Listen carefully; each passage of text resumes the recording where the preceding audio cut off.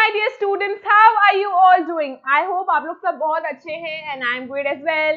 I am Nandini, your educator and mentor at Learn Karo.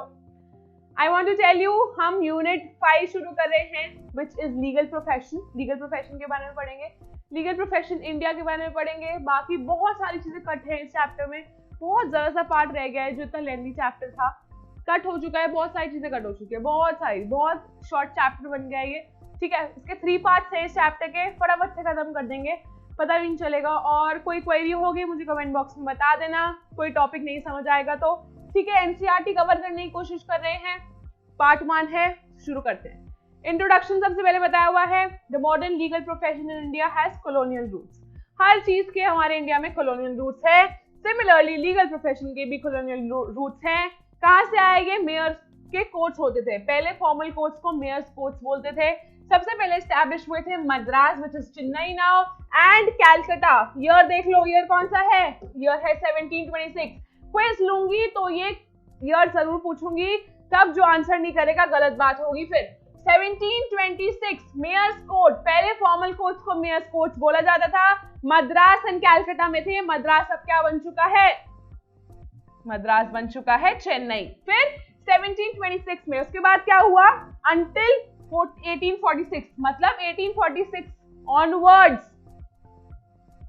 through the Legal Practitioners Act, the doors of profession were open to all those who were duly qualified. इससे पहले सिर्फ और सिर्फ जो Britishers थे वो ही जज बन सकते थे, वो ही लॉयर्स बन सकते थे. 1846 1 मार्क क्वेश्चन, बहुत इंपॉर्टेंट है 1846 ईयर हमारे लिए. 1846 is the very important year. इसके बाद से हमें इंडियंस को अपॉर्चुनिटी मिली थी लॉयर बनने की, जज बनने की. Person who was duly qualified, इसके बाद स्पेसिफिक क्वालिफिकेशंस थी. सर्टिफाइड था एंड ऑफ गुड कैरेक्टर. ठीक है, मोरल्स ठीक थे उस इंसान के. इरिस्पेक्टिव ऑफ नेशनैलिटी, कौन सा नेशनैलिटी है, चाहे वो इंडियन है या वो कुछ भी है, और रिलीजन, किसी भी रिलीजन को बिलोंग करता है. They had equal opportunity to participate in this race to become a lawyer or a judge. All right, women were still excluded 1846 में, but अभी women को inclusion नहीं मिला था. women were still excluded from profession at this state. फिर but women को बाद में opportunity मिली थी. कब मिली थी? 1923 में मिली थी. under what? through the Legal Practitioners Women Act Part 23 of 1923. ठीक है, ये बात समझ आई. 1846 तक इंडियंस को अपॉर्चुनिटी मिली थी. 1923 में फिर तो हमने 3 इयर्स पढ़े हैं. एक तो 1726 पढ़ा है. 1726 में क्या हुआ? Mayor courts. पहले 1726 तक मेयर कोर्ट्स होते थे. ठीक है, बट उसमें ब्रिटिशर थी. मेयर कोर्ट्स कहाँ थे? कैलकाटा में थे और मद्रास में थे. फिर 1846 पे इंडियंस को अलाउड हो गया था कि आप भी, इसके दौरान सिर्फ ब्रिटिशर्स ही लॉयर्स, जज बन सकते थे. 1846 वाज द ईयर, बहुत इंपॉर्टेंट ईयर था. इंडियंस को भी अगर वो ड्यूली क्वालिफाइड है अपॉर्चुनिटी थी. लॉयर बन सकते हो, जज बन सकते हो अगर ड्यूल क्वालिफिकेशन है. अगर तुम्हारा कैरेक्टर अच्छा है, एक्सपीरियंस्ड हो, या फिर क्वालिफाइड हो, सर्टिफाइड भी हो. ठीक है, ये बात समझ आई. फिर 1923 बहुत इंपॉर्टेंट ईयर है. 1923 में वुमेन को भी अपॉर्चुनिटी मिलनी शुरू हो गई थी, that they can also participate in this. Chapter 23 of 1923 act कौन सा है? लीगल प्रैक्टिशनर्स एक्ट है. लीगल प्रैक्टिशनर्स एक्ट ये भी है 1846 का. Legal practitioners act, women bracket में वुमेन भी है, एक्ट ऑफ 1923. ये बहुत अच्छे से याद करना है, 1 मार्क के लिए बहुत ज्यादा इंपॉर्टेंट. ऑलराइट, ये बात समझ आई. चलो ठीक है, लीगल प्रोफेशन इन इंडिया की बात कर रहे हैं, which includes both the practice of law as well as professional legal education is regulated by Advocates Act. Advocate Act 1961 super important, बहुत important है, इसको बहुत डिटेल में पढ़ेंगे अभी हम. Advocates Act 1961 रेगुलेट करता है. इसने ही BCI which is Bar Council of India, her law students को बार काउंसिल ऑफ इंडिया के बारे में पता होना चाहिए. The legal profession includes both the practice of law and professional legal education. ये कवर्ड किसके अंदर है? ये कवर्ड है एडवोकेट्स एक्ट 1961 के अंदर. बार काउंसिल ऑफ इंडिया ने भी इज एनविसेज्ड अंडर whom?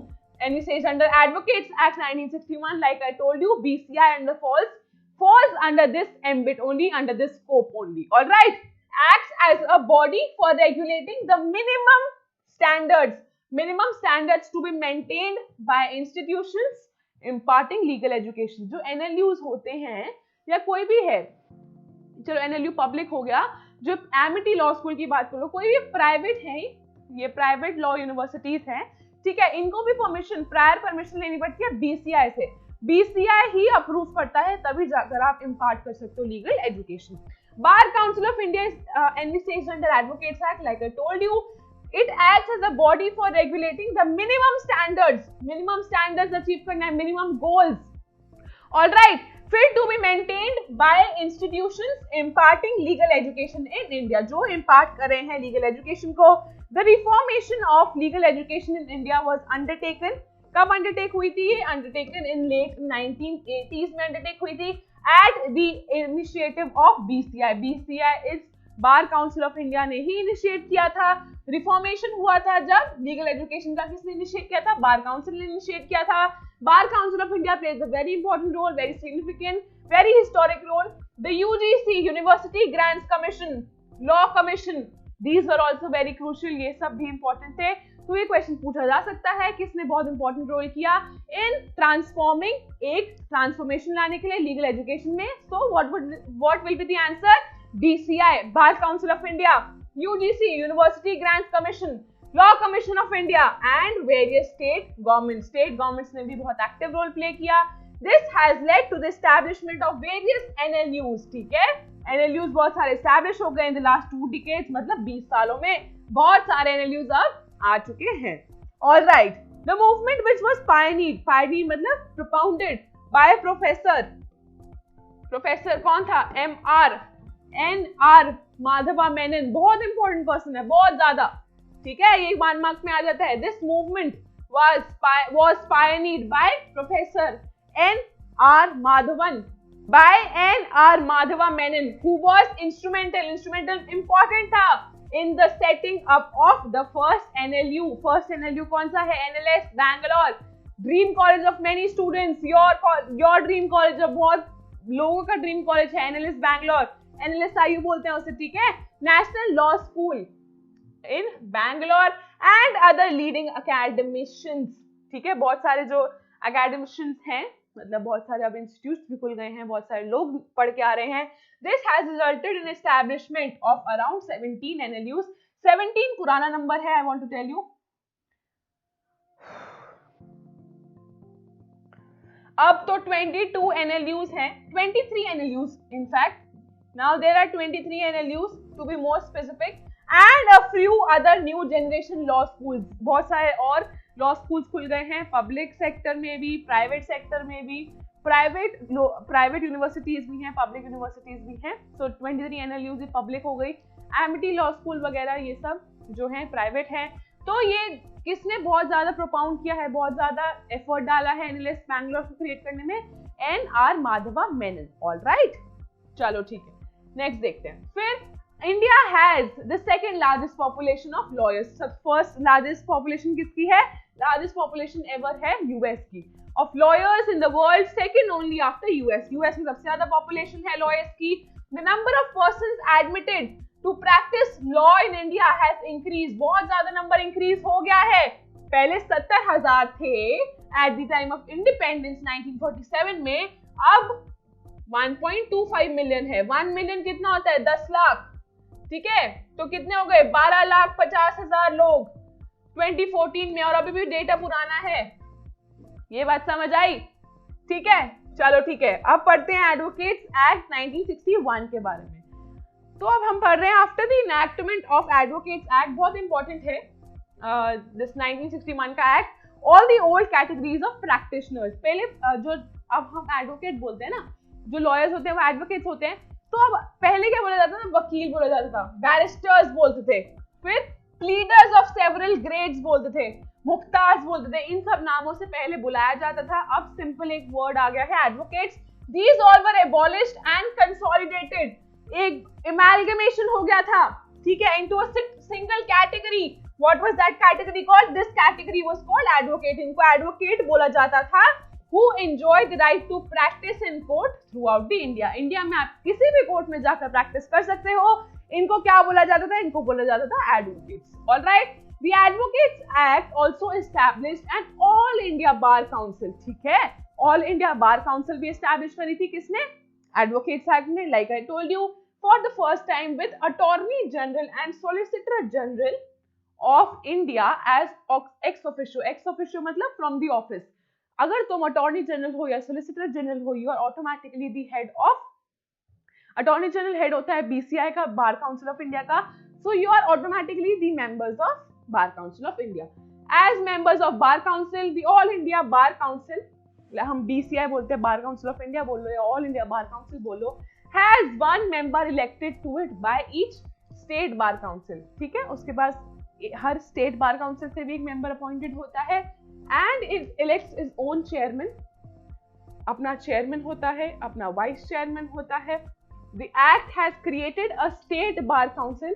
इसी एक्ट के अंदर स्टेट बार काउंसिल भी क्रिएट हुए हैं. In each state, her state की अलग स्टेट बार काउंसिल होती है.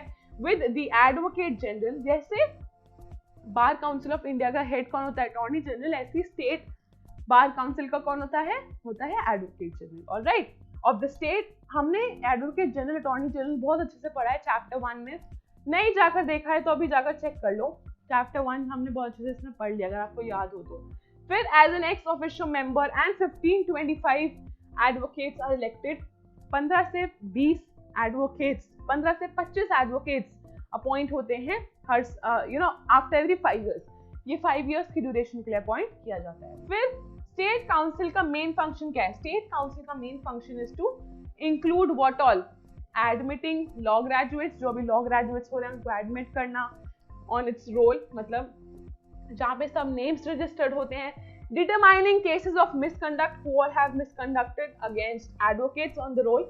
ठीक है, रोल में रखना, ये भी मतलब नाम रखना इनका. Determine cases, determining cases of misconduct, misconduct के केसेस को डिटरमाइन करना. फिर ऑर्गेनाइजिंग लीगल एड, जो पुअर हैं उनको लीगल एड प्रोवाइड करना है, जो नीडी हैं. फिर अमंग अदर फंक्शंस. फिर application for enrolment is therefore made to the state bar council. कोई भी दिक्कत आती है पहले एप्लीकेशन मेड होती है स्टेट बार काउंसिल को. The bar council of India regulates the content, syllabus, duration, कितने टाइम तक लॉ होगी, ये सब कौन रेगुलेट करता है? बार काउंसिल ऑफ इंडिया करता है. Bar council of India state bar council को भी रेगुलेट करता है और इन सबको रेगुलेट करता है एडवोकेट्स एक्ट 1961.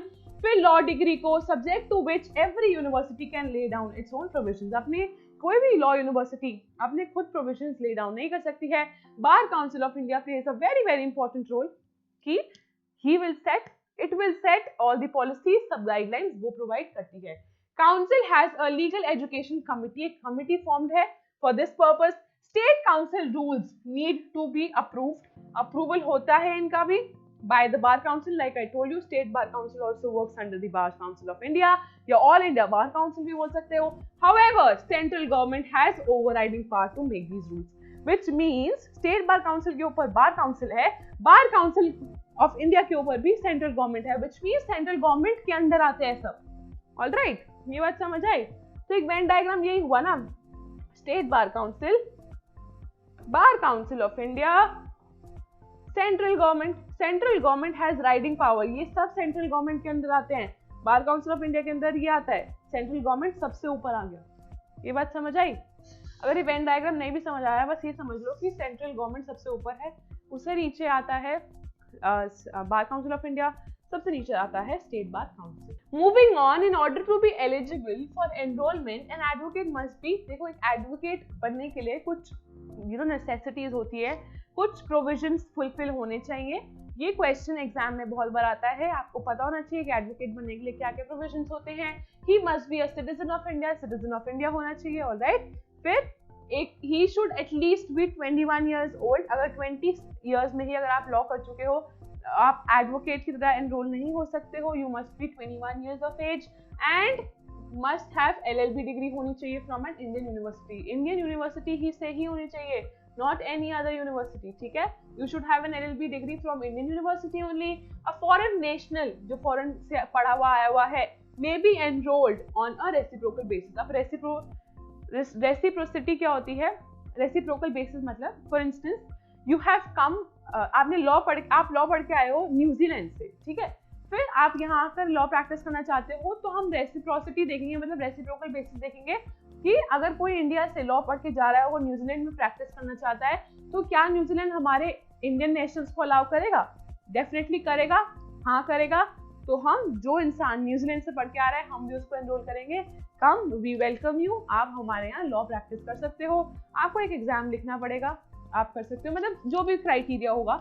और अगर फॉर इंस्टेंस ऑस्ट्रेलिया में कोई हमारा इंडियन नेशनल जा रहा है, वहाँ पे अगर लॉ इंडिया से पढ़ी हुई है और वहाँ जाके वो प्रैक्टिस नहीं कर पा रहा है, सिमिलरली अगर कोई ऑस्ट्रेलिया से पढ़ के यहाँ आ रहा है, तो उसको भी अलाउ नहीं किया करेगा, भगा दिया जाएगा, चलो चलो जाओ यहाँ से, you will not be allowed.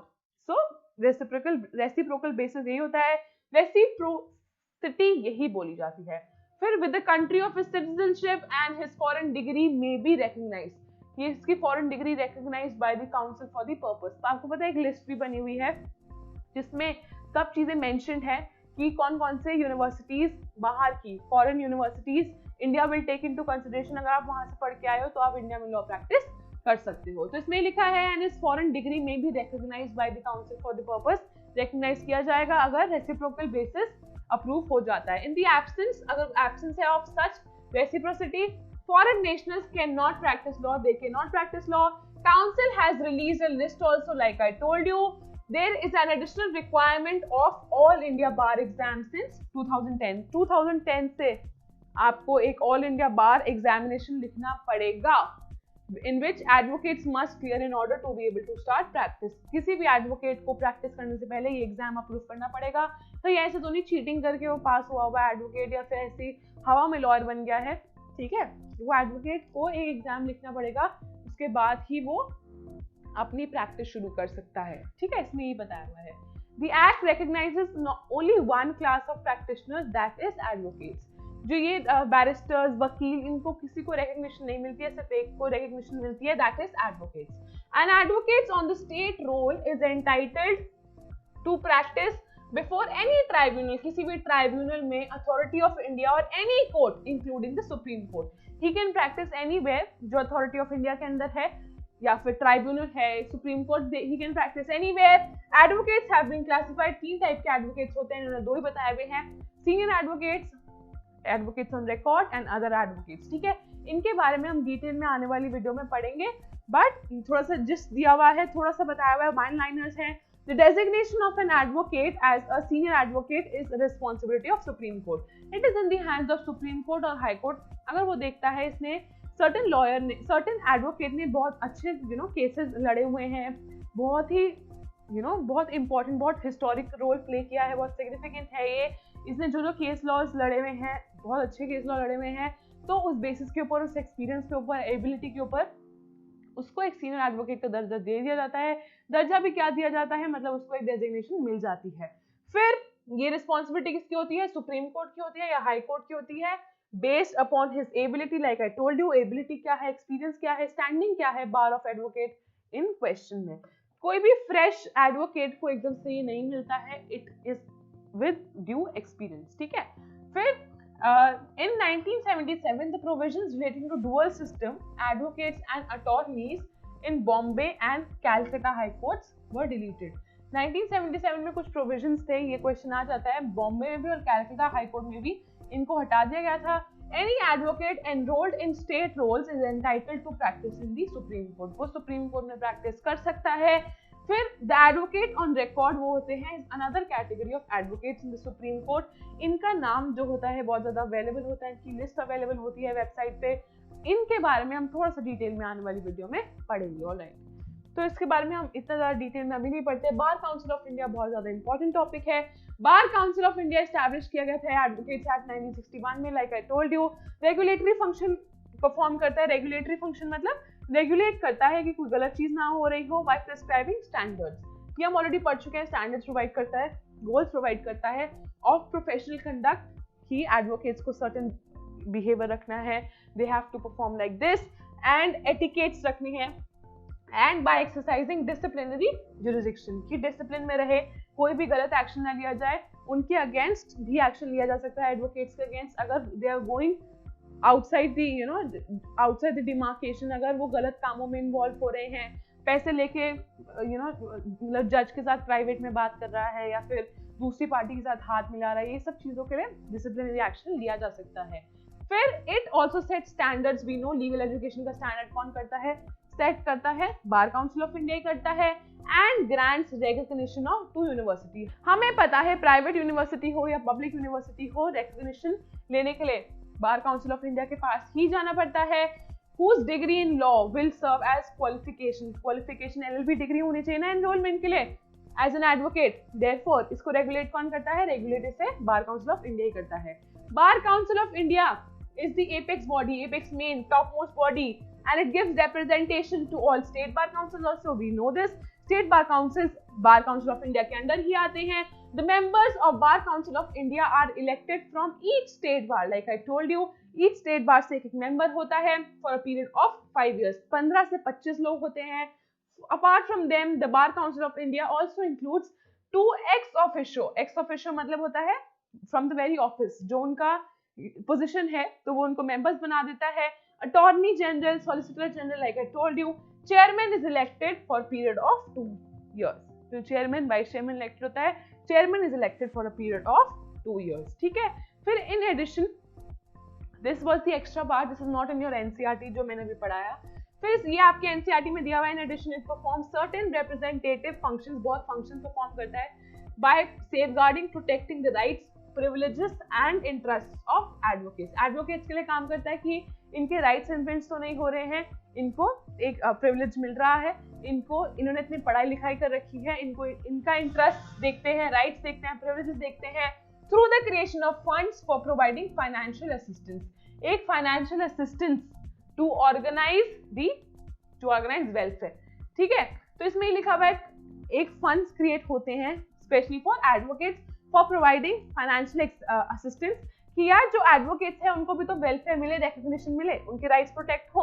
Alright, फिर regulatory and representative mandate of Bar council for the legal profession and legal education is reflected by it's statutory functions. बहुत सारे फंक्शंस हैं इसके जो हम अभी आगे पढ़ने वाले हैं। ठीक है, तो इसमें लिखा है जो लीगल प्रोफेशन है या लीगल एजुकेशन है, ये सब फंक्शंस तो हैं ही इसके, और भी कुछ फंक्शंस हैं, ये सब हम अभी आगे पढ़ने वाले हैं। ये देखो, ये सब फंक्शंस दिए हुए हैं बार काउंसिल ऑफ इंडिया के। You have to learn any 6 of them. सिर्फ 6, अगर 6 मार्क क्वेश्चन आ जाता है तो 6 पॉइंट्स लिख के आने हैं, इससे ज्यादा आपको पॉइंट्स नहीं याद करने हैं।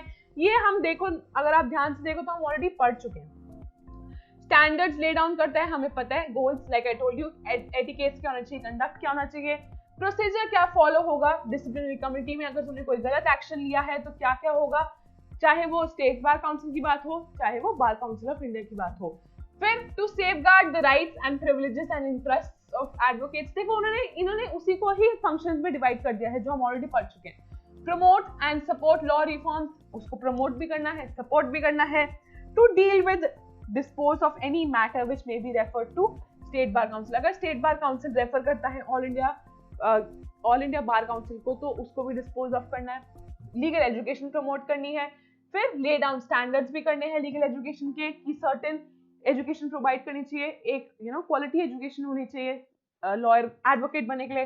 This is done in consultation with universities imparting legal education, like I told you, बहुत इंपॉर्टेंट काम होता है लीगल एजुकेशन इम्पार्ट करना। To recognise universities whose degree in law shall be the qualification LLB degree provide होती है ना, तो bar council make sure कि अच्छे से एजुकेशन प्रोवाइड हो, स्टैंडर्ड हो। फिर bar council of India visits and inspect the university, university में जाता भी है कि एजुकेशन प्रोवाइड हो रही है ना, ऐसे ही हवा में डिग्री तो नहीं दे रहे हैं। And direct state bar council to visit, वो कहता है स्टेट बार काउंसिल को आप भी जाकर विजिट करो, इंस्पेक्ट करो यूनिवर्सिटीज को कि वो ठीक से काम कर रहे हैं कि नहीं कर रहे हैं। फिर सेमिनार कंडक्ट होते हैं, they talk on legal topics also by eminent jurists, जो जो एमिनेंट मतलब बहुत फेमस जूरिस्ट होते हैं जिन्होंने इस फील्ड में बहुत ज्यादा काम किया है। Although they are not the जज, उन्होंने वो एग्जाम नहीं क्लियर किया हो, but they have expertise, they have knowledge of the same, ability उनके पास है। They also publish journals and papers of legal interest, ये सब काम कौन करता है, ये सब फंक्शंस है बार काउंसिल के। They also organise legal aid to the poor, like I told you, needy को लीगल एड प्रोवाइड करना। फिर recognise the reciprocal basis reciprocal basis की दूसरी कंट्री के साथ हमारी रेसिप्रोसिटी क्या है, ठीक है, उसी बेसिस के ऊपर हम किसी और नेशनैलिटी के इंसान को हम लॉ प्रैक्टिस करने दे सकते हैं। फिर to manage and invest the funds collect करना किसके लिए, एडवोकेट्स के राइट के लिए, लीगल प्रोफेशन के लिए, लीगल एजुकेशन के लिए, to provide for the election of its members who shall run the bar council, ठीक है, कौन कौन लोग बार काउंसिल रन करेंगे उनके इलेक्शन के लिए भी it provides. With this we come to an end of part 1 of unit 5 legal profession learn करो legal studies। we are on unit 5 part 2 है ये, legal profession in India कर रहे हैं। all right, तो फटाफट से यहाँ देखो, चलो ठीक है शुरू कर देना। कोई डाउट है, कुछ है, आप मुझे कमेंट बॉक्स में अपने रिव्यूज दे सकते हो, रिस्पॉन्ड डेफिनेटली करेंगे। all right, without any further ado let us begin। Lawyers and professional ethics की बात कर रहे हैं तो देखो क्या लिखा है, bar council of India rules जो हैं वही हमें फॉलो करने पड़ते हैं। हमें इन द सेंस लीगल एजुकेशन को भी अगर कॉन्टेक्स्ट में बात करें, चाहे लीगल प्रोफेशन की बात करें, जो बीसीआई रूल्स होते हैं, BCI is bar council of India या ऑल इंडिया बार काउंसिल भी बोल सकते हो। बार काउंसिल ऑफ इंडिया जो रूल्स होते हैं it encompasses, it sets professional standards for lawyers as to you don't have to get into certain things, ethics maintain रखने हैं, morals maintain रखने हैं। तो ये सब rules कौन सेट करता है, ये करता है BCI which is Bar Council of India for lawyers as laid down by the Bar Council। The key duties and responsibilities of an advocate can be summarized as the following। जो भी key duties होती हैं एक advocate की, what all should be, what all is ethical for them, क्या सही है, क्या प्रोफेशनल स्टैंडर्ड्स हैं, something is expected out of them, उनसे कुछ expectations होती हैं। all right, so there is a focus upon that as well। Professional duties पढ़ लेते हैं। प्रोफेशनल ड्यूटीज एक एडवोकेट की क्या होती हैं, towards his profession, one, towards his clients, ठीक है, 2 पॉइंट्स आते हैं इसमें। तो ये क्वेश्चन आ सकता है कि उसके what are these professional duties for his profession, या फिर what are his professional duties among for his profession या फिर फॉर हिज क्लाइंट्स। कोई भी क्वेश्चन ऐसा अपीयर कर सकता है। An advocate has a duty to act in a dignified manner, बहुत रिस्पेक्टेबल मैनर में उसको एक्ट करना पड़ता है। To respect the court, court को रिस्पेक्ट करना पड़ता है। जब वो कोर्ट में है, कोर्ट के रूल्स उसे फॉलो करने पड़ते हैं। He can not use the phone silent पे होना चाहिए। These are some of the rules. अगर आप ठीक से बिहेव नहीं कर रहे हो, आपका फोन रिंग कर जाता है, या फिर आप ठीक से बात नहीं कर रहे हो, you use any abusive language use कर रहे हो, आपको कंटेम्प्ट ऑफ कोर्ट भी भेजा जा सकता है कि आपने कोर्ट के रूल्स ब्रेक किए हैं। तो ये सब रूल्स कौन सेट करता है, ये सेट करता है bar council of India. Not to communicate with the जज, जज में आप प्राइवेट में बात नहीं कर सकते हो, बिल्कुल भी ऐसे कम्युनिकेट नहीं कर सकते हो जज के साथ, अपना पॉइंट रख सकते हो but you can not talk to जज। All right, in private like I told you, private में आप बात नहीं कर सकते हो। And impair impartiality, impair impartiality मतलब डैमेज करना इम्पार्शियलिटी को, वीकन द इम्पार्शियलिटी। जज जो होता है कि इम्पार्शियल होता है on the basis of the evidence given by the two lawyers, जो टू पार्टीज के लॉयर्स प्रेजेंट करते हैं एविडेंसेस, उनके बेसिस पर एक डिसीजन निकलता है, एक जजमेंट निकलती है। But you can not talk to जज in private. And impair impartiality मतलब वीकन करना, उस चीज को अपने फेवर में लेना, जो इम्पार्शियलिटी होती है जज की उसको वीकन कर देना कि नहीं you become on my side, you come on my side, I give you this, या कुछ भी ऐसा फेवर करना, ठीक है, दिस इज नॉट अलाउड। आप जज से ऐसे कम्युनिकेट नहीं कर सकते हो। Not to act in an illegal manner, neither can you act in an illegal manner like I told you, ठीक है, किसी के साथ इन्वॉल्व नहीं हो सकते हो।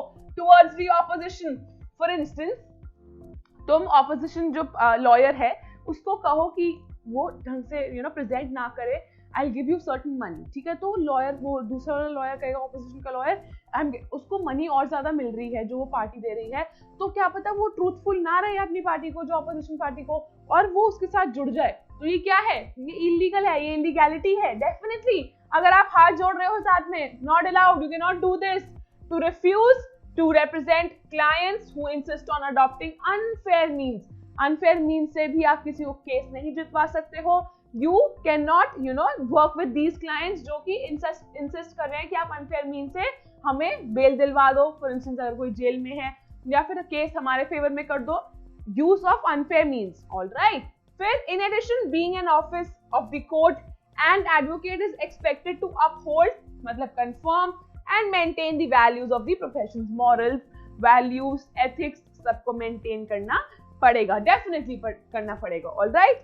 आगे देखो एक बात और बोलनी है, जो ये इंसिस्ट करते हैं अडॉप्ट करने के लिए अनफेयर मीन्स मतलब कुछ झूठ बोलना, कुछ झूठी बात मिसरिप्रेजेंट करना अपने क्लाइंट को, या फिर जो बात आगे रख रहे हो, फेक विटनेसेस दिखाना. तो ये सब क्या है? ये सब अनफेयर मीन्स है. आपको पता है अगर फेक विटनेस आप शो कर रहे हो ना, तो विटनेस को भी दिक्कत है, विटनेस को भी बिहाइंड द बार्स पुट कर दिया जा सकता है, और जो जिसने प्रेजेंट करा है उसके लिए भी बहुत ज्यादा दिक्कत है. Lawyer can be in trouble as well. Furthermore, an advocate's duty towards the client include, like I told you, ये तो उसके प्रोफेशन के लिए था, तो ये क्या है? ये उसके क्लाइंट के लिए क्या क्या नेसेसरी है. Furthermore, an advocate's duty towards its client include being bound to accept briefs. You have to accept brief cases, accept करने हैं, not to withdraw all these from services. आप विड्रॉ नहीं कर सकते हो, आपको विड्रॉ नहीं करना चाहिए. आप केसेस एक्सेप्ट करो, रिजेक्ट नहीं करो when at times of need. Not to appear in matters where he or she is witness. अगर वो ऑलरेडी विटनेस है किसी केस में, तो वहां पर वो केस आप टेकअप नहीं कर सकते हो. You can not be lawyer in that case. Not to suppress material और एविडेंस. कोई भी एविडेंस या मटीरियल को छुपाओ मत, खत्म मत करो, डिस्ट्रॉय मत करो, सप्रेस मत करो, मतलब दबाओ मत. An advocate also had to maintain client confidentiality. मतलब confidentiality मतलब secrecy, एक secret चीजें maintain करनी है, उसके क्या क्या secrets है, क्या क्या information है, किसी को leak out नहीं कर सकता है. And not to instigate litigation to charge contingency fee. Contingency fee क्या होती है कि अगर आप ये केस जीत गए तो आप मुझे 2 लाख रुपए और दे देना. No, you cannot charge this. आप contingency fee नहीं लगा सकते हो, नहीं चार्ज कर सकते हो. ठीक है, तो इसमें लिखा हुआ है कि नॉट टू इंस्टिगेट लिटिगेशन और टू चार्ज. ऐसे नहीं कर सकते हो कि आप एक कंटिजेंसी फी चार्ज करो. ऑलराइट. फिर यहाँ पे एक वर्ड लिखा हुआ है instigate litigation. Instigate litigation means to start, to initiate. ऐसा होता है कभी कभी कि चलो मैं तुम्हारा ऐसे करते हैं, मैं ना तुम्हारा केस शुरू करता हूँ और क्या पता हम जीत जाए, हमें कंपनसेशन मिल जाए, तो आप मुझे भी कंपनसेशन दे देना जो आपको रिसीव होगी. Give me 30% of it. No, not allowed, unfair practice है. फिर कंटिजेंसी फी लिखा हुआ है, fee depending upon the success और फेवरेबल रिजल्ट ऑफ मैटर. यही पता है अगर आप जीत गए तो आप मुझे भी दे देना. There is a general duty to ensure that his or her duties do not conflict with the client's interest. जो क्लाइंट का इंटरेस्ट है और जो तुम चाहते हो, दोनों का मेन मोटिव यही होना चाहिए कि जस्टिस मिल जाए. ठीक है, किसी को नुकसान हुआ है तो वो कवर हो जाए. ऐसा ना हो कि दोनों के आपस में कंफ्लिक्ट हो रहा हो दोनों के बीच में, कि क्लाइंट कुछ और चाहता है, लॉयर कुछ और चाहता है.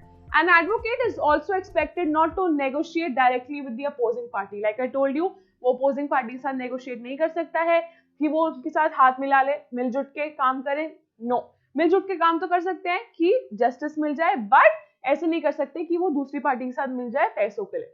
फिर only through the opposing advocate, ऐसे अपोजिंग एडवोकेट के साथ भी वो हाथ नहीं मिला सकता है. फिर and to carry out legitimate promises. वो दूसरे लॉयर से बात तो कर सकता है, बट जो लेजिटिमेट है, मतलब जो व्हाट इज लीगल, जो सही है बिल्कुल, वो सब प्रोमिसेस कैरी आउट करे. Breach of these rules and standards of conduct lead to the disciplinary action. उनका जो उनको प्रैक्टिस करने के लिए जो अलाउंस मिलती है वो कट हो सकती है. बाय अलाउंस आई मीन जो एक they have been allowed by Bar Council of India that they can practice as advocates. उनके लिए वो कैंसिल हो सकता है, उनका वो लाइसेंस होता है वो कैंसिल हो सकता है. which may result in suspension. like I told you, उनको सस्पेंड करा जा सकता है कि आप फर्दर केसेस नहीं ले सकते हो, या उन्हें डिबार किया जा सकता है. मतलब डिबारमेंट मतलब यही होता है that you will not further be allowed to take up cases. Alright, ये बात समझ आई? चलो ठीक है. Talking about advertising by lawyers, देखो एक बहुत बेसिक रीजन ये है कि लॉयर्स को एडवर्टाइज करने से यहाँ पे इंडिया में मना है. इनफैक्ट बाहर भी बहुत सारे रूल्स हैं, बट बाहर फिर भी थोड़ी सी लिबरलाइजेशन है, थोड़ा बहुत फ्रीडम है that you can actually advertise. But India में there are stringent laws with this. You can not advertise. By because ऐसा लगता है कि जो बहुत वेल ऑफ बड़ी बड़ी फर्म्स होंगी ना, they will eat up everything. वो इतना एडवर्टाइज करेंगी कि people will resort to them and they will not go to smaller lawyers. जो मिड साइज फर्म्स होती हैं या फिर जो छोटे लॉयर्स होते हैं, उनके पास कितनी एक्सपर्टीज हो, बट उनके पास क्या पता इतना पैसा ना हो कि वो लोग इतना एडवर्टाइज कर पाए. So lack of resources can land them with no jobs and no work. बिल्कुल nil हो सकता है उनके साथ. But जो बहुत बड़ी बड़ी फर्म है वो लोग सब कुछ खा जाएंगी, ईट ओवर कर देंगी. एंड ईट ओवर से भी क्या, ईट ओवर मत लगाना. जो बड़ी बड़ी लॉ फर्म्स हैं, दुआ लेने से, जो बड़ी बड़ी लॉ फर्म्स हैं वो खा सकती हैं. मतलब छोटी लॉ फर्म्स को भी उनका छोटी फर्म्स का होना ना होना या फिर छोटे लॉयर्स का होना, उनके पास कितनी एक्सपर्टीज है, कितनी पढ़ाई है, कितनी मेहनत है, कोई फर्क नहीं पड़ता. जो इतनी अच्छी मार्केटिंग स्ट्रैटेजी के साथ, चाहे उनका कुछ भी एक्सपर्टीज है, कुछ भी है, नहीं है, कोई फर्क नहीं पड़ता, बट उनकी मार्केटिंग स्ट्रैटेजी इतनी स्ट्रॉन्ग है कि वो लोग टेक ओवर कर पा रहे हैं. ऑलराइट. फिर the right of advocates to advertise their services और solicit clients has become a controversy. It has become a controversial issue in what? In the field of legal ethics and professionalism. Definitely बहुत बड़ा controversial issue है. ऐसे advertise करना नहीं कर सकते हो. आपने कभी देखा है कि बस ये तो लिखा होता है an advocate और नाम लिखा होता है कि I have specialized in so and so, I have worked in this case, I was this. नहीं, आप कभी भी ऐसे कोई एडवर्टाइजिंग नहीं देखोगे. ना हमारे पैम्पलेट्स में लिखा आता है so and so is a legal advocate है ये. ऐसे कभी हम पढ़ते ही नहीं है क्योंकि एडवर्टाइजिंग अलाउड ही नहीं होती है. ठीक है, चलो यहाँ देखो. फिर in India advertising by lawyer has been strictly restricted है बार काउंसिल ऑफ इंडिया से, क्योंकि बार काउंसिल ऑफ इंडिया ही सारे रूल्स लगाता है. तो बार काउंसिल ऑफ इंडिया ने बिल्कुल मना किया हुआ है. आगे देखो, an advocate is prohibited from promoting himself through circulars, advertisements, touts क्या होती है, जो मैगजीन्स होती है, मतलब पर्सनल डायरेक्ट सेलिंग करना किसी चीज की, जैसे डायरेक्ट सेलिंग ऑफ गुड्स होती है, touts. You can not do this, not allowed. ऐसे पर्सनल कम्युनिकेशंस में नहीं आ सकते हो. neither can you involve in personal interviews also other than through personal relations. but personal relation में अगर तुम्हारी कोई फोटो छप रही है या यू आर फर्निशिंग और inspiring newspaper comments, you are allowed to do this. आप ये कर सकते हो पर्सनल रिलेशंस. फिर you can inspire newspaper comments also. You can, अगर तुम्हारी फोटोग्राफ आ रही है इन कनेक्शन विद केसेस जो तुमने लड़े हैं, दिस इज एब्सोल्युटली अलाउड है. यू कैन बी एंगेज्ड और concerned with this. But advertisement, touts, जो सर्कुलर्स होते हैं, ये सब आप ऐसे नहीं छपवा सकते हो. पैम्पलेट्स वगैरह नहीं अलाउड नहीं होते हैं. पर्सनल कम्युनिकेशंस इंटरव्यू में तुम नहीं आ सकते हो. But you can be involve in personal relations या फिर न्यूज़पेपर कमेंट्स में. न्यूज़पेपर में अगर तुम्हारी फोटोग्राफ आ रही है वो भी ठीक है, कोई दिक्कत नहीं है. So far so good. An amendment to this rule allows advocates to furnish certain information on their websites. अपनी वेबसाइट पे सर्टेन इंफॉर्मेशन लगा सकते हो. After intimating and taking approval from, आपको इन्फॉर्म करना है. You have to inform bar council of India and take prior permission to that. फिर however 5 चीजें ही आप इंटरनेट पे डाल सकते हो, अपनी वेबसाइट पे डाल सकते हो. तुम्हारा नेम क्या है एडवोकेट का या फर्म का क्या नाम है, डिटेल्स, कॉन्टैक्ट, किसी को कॉन्टैक्ट करना हो. फिर तुम्हारी details of enrolment with the bar, when were you enrolled, क्या क्या तुम्हारी क्वालिफिकेशन है. ठीक है, professional and academic qualification, how have you been qualified, कहाँ पे क्वालिफिकेशन है, and your areas of practice, कहाँ पे तुम स्पेशलाइज करते हो. कुछ केस लॉ वगैरह मेंशन नहीं करना है, but the areas of your practice, कि कहाँ का तुमने प्रैक्टिस करी हुई है. ठीक है, कौन सा एरिया तुम्हारा सबसे ज्यादा you have been practising there. फिर आगे देखो, however different countries from the across the world allowed advertising by lawyers by varying degrees. सबकी अपनी अपनी एक डिग्री है, कोई बहुत ज्यादा अलाउ कर देता है, कोई बहुत ज्यादा अलाउ नहीं करता है. Talking about US is different from that of India where lawyers have a right to advertise but reasonable restrictions हैं. वहां पर एडवर्टाइज कर सकते हो बट एक रीजनेबल रिस्ट्रिक्शन है. देखो, there are different rules of professional ethics in different states of US we are talking about, and also the model rules of professional conduct which serves as an indicative reference point. एक ऐसे ही उनके पास क्या है, there is also this model rules of professional conduct जिनके basis पे reasonable restrictions है. ये आपको याद करना पड़ेगा वन वर्ड के लिए. यूएस इसको फॉलो करता है, सब स्टेट्स में अलग रिस्ट्रिक्शंस है. Rule 7.1 like we have talked of model rules prohibits false and misleading communication. False नहीं होना चाहिए, झूठ नहीं बोलना चाहिए, मिसलीड नहीं करना है लोगों को, कम्युनिकेशन अबाउट सर्विसेज. फिर रूल 7.2 क्या कहता है, addresses, advertising and referrals. Rule 7.3 कहता है articulates no solicitation period. No solicitation period कितने का होता है, 45 डेज का होता है. देखो लिखा होगा यहाँ पे That is, families and victims of mass disasters are off limits for 30 to 45 days. मतलब आप कुछ चार्ज नहीं कर सकते हो जो भी विक्टिम्स है मास डिजास्टर के, मतलब अर्थक्वेक का है, कोई भी, जैसे बहुत कभी कभी क्या होता है जो all of the Bhopal gas tragedy थी, ऐसे कोई ट्रेजेडीज हो जाती है ना जहाँ पे बहुत सारे लोगों को नुकसान होता है, इंजरी होती है, मर जाते हैं, वो लोग के लिए तुम नो सोलिसिटेशन पीरियड, मतलब you can not charge anything from them for maximum of 45 days, 30 to 45 days limit होती है।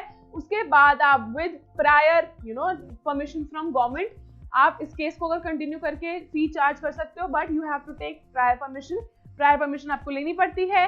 एंड मोर ओवर इस चीज के बारे में ध्यान रखो, government will decide whether you will continue with this case or I will take up this case of mass disaster. चाहे अर्थक्वेक की बात हो गई या कुछ भी ऐसा नुकसान हो रहा है जहाँ पे केमिकल फैल गया, तुम्हारी डेथ हो गई, you can not breathe now, जहाँ पे एयर ऐसी पोल्यूटेड हो गई, ठीक है, कोई भी गैस लीक हो गया, so on and so forth, there can be anything. All right, lawyers in US can provide information about class actions. They can approach to clients by handing out their business cards. वो अपने business cards दे सकते हैं किसको, जो भी needed है, जो भी needy है, जिसको केस लड़वाना है, ये सब allowed होता है। They can approach clients and they can advertise on internet forums. Internet पे भी वो लोग एडवर्टाइज कर सकते हैं। For class action, solicitation through referrals is permissible. Referral दे सकते हो डेफिनेटली। फिर न्यूज़पेपर एंड मैगजीन के थ्रू भी आप अलाउ कर सकते हो। Ads and even mass emails, अगर आप बहुत सारे लोगों को एक साथ ईमेल्स भेज रहे हो, this is also permitted as long as they are not misleading, false information नहीं है, मिसलीड नहीं कर रहे हैं। No financial incentive is promised that if you come to me I will give you a 10% discount, if you come to me I give you a 20% discount. ऐसे financial incentive नहीं दे सकते हो, ठीक है, this is not allowed, but you are allowed to give your business card. अपना business card भी दे सकते हो, you can advertise on internet forums also and you can solicit मतलब कि किसी को अपने अट्रैक्ट करना अपने आप से। This is all permissible, false या मिसलीडिंग इन्फॉर्मेशन नहीं होनी चाहिए, न्यूज़पेपर में भी ये सब हो सकता है। ऑलराइट, ये बात समझ आई। फिर personal injury ads are common place in the US. अब पर्सनल इंजरी एड्स क्या होते हैं, जैसे क्या होता है, जिससे इसको पूरी लाइन को पढ़ो पहले।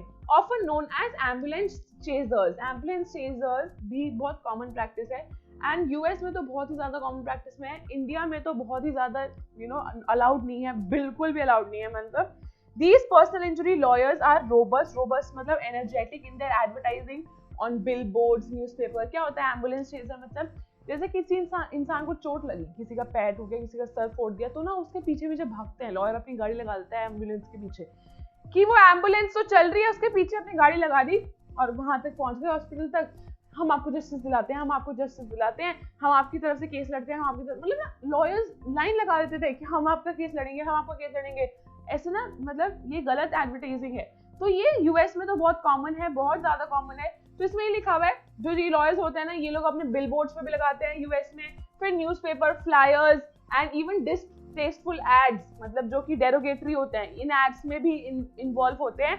But ambulance chasers, this activity is completely prohibited, बिल्कुल प्रोहिबिटेड है इन इंडिया में बिल्कुल फॉलो नहीं हो सकती। ऑलराइट, ये बात समझ गए हो, ये बात समझ आई है, चलो ठीक है। फिर however ambulance chasing is not representative of professional practice in India, ये बिल्कुल उनको लगता है ये प्रोफेशनलिज्म से बहुत दूर है। Since these class of lawyers are sought who solicit business, वो अपने बिजनेस के लिए सब कर रहे हैं। These are not doing for good of people by lurking, attracting around lurking, यहाँ से लेना, by lurking around lurking मतलब वहाँ फिरना, lurking around hospitals or by ads and newspapers in yellow pages with toll free numbers, अपने toll free numbers दे देते हैं, free consultations दे देते हैं कि आप मेरे पास आओ, मतलब ये सब advertising के एक ways हैं।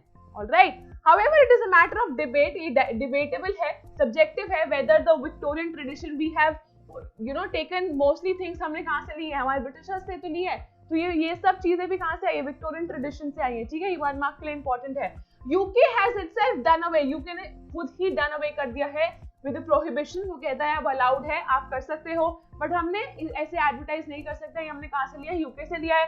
It should be retained within which law was considered to be a noble profession, law एक बहुत नोबल, बहुत रिस्पेक्टेबल प्रोफेशन माना जाता है, इसकी ऐसे एडवर्टाइजिंग करना इंडिया ठीक नहीं मानता है and hence advertising was prohibited. बहुत बार इस बारे में बात हो चुकी है, बट कभी भी अलाउ नहीं करते हैं। हमेशा प्रोहिबिट ही करते हैं that you are not allowed to advertise, not to tarnish the image of lawyers. क्यों? ये सब चीजें इमेज खराब करती हैं, डैमेज करती है, वीकन करती है, टार्निश करती है, डिस्ट्रॉय करती है। The issue of allowing advertising and solicitation by lawyers requires balancing the interest of the public. जो पब्लिक का इंटरेस्ट है उसको भी बैलेंस करना चाहिए, तभी एडवर्टाइजिंग हो सकती है। इसमें लिखा है, तो अभी लोगों का ज्यादा सोचते हुए अभी लॉयर्स को अलाउड नहीं है, ठीक है। It includes getting information on legal rights के बारे में, services through advertisements and enhancement to access of justice and the legal profession. On one hand possible misuse हो सकता है, लाइक आई टोल्ड यू, जो फर्म बहुत ज्यादा रिसोर्सेज है जिस फर्म के पास, ठीक है, वो तो टेक ओवर कर लेगी। किन फर्म्स को? मिड साइज फर्म्स को, मिडिल साइज जो फर्म है, या फिर जो बिल्कुल बहुत ज्यादा वेल ऑफ नहीं है, इतना एडवर्टाइज नहीं कर सकती हैं, जिनके पास ह्यूज रिसोर्सेज हैं, ऑलराइट, वो तो उसको टेक ओवर कर सकता है ना। तो पॉसिबल मिसयूज हो सकता है एडवर्टाइजिंग टेक्निक्स का by lawyers, which may lead to loss of credibility। credibility मतलब एक truthfulness नहीं रह जाएगी, विश्वास लायक नहीं होगा, credible नहीं होगा, and of the profession on the whole, कि लॉ का प्रोफेशन जितना नोबल है, जितना रिस्पेक्टेबल है, जितना डिग्निफाइड मैनर में है, वो वैसे नहीं रहेगा। तो ये लीगल राइट्स और सर्विसेज की इंफॉर्मेशन एडवर्टाइजमेंट के थ्रू देना या फिर एनहांसमेंट करना, access to justice, it will only ruin things, कुछ अच्छा नहीं होगा। Countries like USA, UK and France are more flexible, बहुत flexible है। USA और UK तो हमें पता है, हमने ऊपर पढ़ा है। France भी बहुत flexible है for legal ads, whereas Hong Kong बहुत strict है। Hong Kong, Singapore and Malaysia, HSM याद कर लो, Hong Kong, Singapore and Malaysia are moving towards progressive relaxation। ये अभी progress कर रहे हैं relaxation के लिए। In Malaysia, for example, the legal profession publicity rules, ये याद रखना, मलेशिया में ये अप्लाई होता है। Legal Profession Publicity Rules 2001 is a simple comprehensive code जो that regulates ads, चाहे वो legal में हो चाहे non-legal directories, controls publication of journals। तो ये किसके लिए important है? 1 mark के लिए important है, जो मलेशिया में अप्लाई होता है। journals, magazines, brochures and newsletters and interviews in media, bars publicity through clients or even regulates greeting cards। ये सब allowed नहीं है मलेशिया में, ठीक है। तो इसमें ये लिखा हुआ है, in Malaysia the legal profession publicity rules 2001 के रूल्स हैं, is a simple and comprehensive rule जो रेगुलेट क्या करता है? रेगुलेट करता है एड, जो रेगुलेट मतलब सी दैट कोई स्टैंडर्ड टूट तो नहीं रहे हैं, कुछ गलत चीजों में इन्वॉल्व तो नहीं हो रहे लोग। Ads in legal and non legal directories, मतलब इट कंट्रोल्स पब्लिकेशन, जर्नल्स ऐसे जर्नल्स में कुछ मिसलीडिंग फॉल्स तो नहीं अपलोड हो रहा है, या फिर बहुत ज्यादा रिग्रेस तो नहीं हो रही है कुछ भी। एडवर्टाइजिंग मैगजीन्स को कंट्रोल करता है, brochures and newsletters also allowed है बट रेगुलेशन है। फिर इंटरव्यूज इन द मीडिया जो होते हैं, कुछ भी ऐसा गलत ना आ रहा हो, ठीक है, बहुत बैड इम्पैक्ट ना दे। टॉकिंग अबाउट इट, फिर इट कंट्रोल्स पब्लिकेशन, ये हम ऑलरेडी बात कर चुके हैं। बार्स पब्लिसिटी थ्रू क्लाइंट्स के थ्रू पब्लिसिटी ना हो रही हो, और इवन रेगुलेट ग्रीटिंग कार्ड्स, जो ग्रीटिंग कार्ड्स भी दिए जाते हैं लॉयर्स के थ्रू, वो कुछ बैड इमेज ना छोड़ रहे हो, ठीक है। तो ये रूल्स, बहुत ज्यादा रूल्स हैं इसमें, अभी बहुत ज्यादा फ्लेक्सिबिलिटी नहीं है, अभी बहुत ज्यादा रूल्स हैं, इसमें यही बताया हुआ है। फिर यहाँ देखो, ये कौन सा है, एक बार देख लो, लीगल प्रोफेशन पब्लिसिटी रूल्स 2001 के हैं। हांगकांग में lawyers are forbidden to advertise on television, ये लोग टेलीविजन, रेडियो या सिनेमा में नहीं, मतलब जो ऑडियो विजुअल होता है उसमें नहीं कर सकते हैं, बट प्रिंटेड मटेरियल में they can do it. Hong Kong में यही सीन है कि प्रिंटेड मटेरियल जैसे न्यूज़पेपर हो गया, ब्रोशर्स हो गई, प्रिंटेड जो होते हैं ये सब भेज सकते हैं, पैम्पलेट्स होते हैं, बट जो भी ऑडियो विजुअल होता है सिनेमा वगैरह में, ये सब नहीं कर सकते हैं। सिनेमा, टेलीविजन, रेडियो में ये लोग एडवर्टाइज नहीं कर सकते। तो मलेशिया का भी हमने पढ़ लिया है। मलेशिया का कौन सा है? Legal profession protection publicity rules 2001 के, ये रूल्स रेगुलेट करते हैं, बार करते हैं कि कोई ऐसी माउथ पब्लिसिटी ना हो क्लाइंट्स की, ये सब चीजें ये रेगुलेट करते हैं। और हांगकांग में हमने पढ़ लिया सिर्फ प्रिंटेड अलाउड होता है, ऑडियो विजुअल अलाउड नहीं होता। With this we come to an end of part 2 of the video, ठीक है, part 2 of unit 5 which is legal profession in India. Hello my dear students, how are you all doing? I hope all of you are doing amazing, all of you are doing great. I hope आप सब अच्छे हैं। I am great as well. I am Nandini, your educator and mentor at Learn Karo. Legal Studies Unit 5 Part 3 है ये, इसके बाद ये chapter खत्म हो जाएगा। All the topics that are cut, we are not covering those topics. जो topics सिर्फ सीबीएसई ने प्रिस्क्राइब करे हैं, उन्हीं टॉपिक्स को हम लोग कवर कर रहे हैं। आर मेन एम क्या है? हमारा मेन एम है बोर्ड्स 2021 में बहुत अच्छे मार्क्स लाना, ठीक है, और हम ये अचीव कर पाएंगे, डेफिनेटली हम अचीव करेंगे इस चीज को। फिर लेफ्ट आउट टॉपिक्स हैं आने वाले बैचेस के लिए, वो भी अपलोड हो जाएंगे, ठीक है।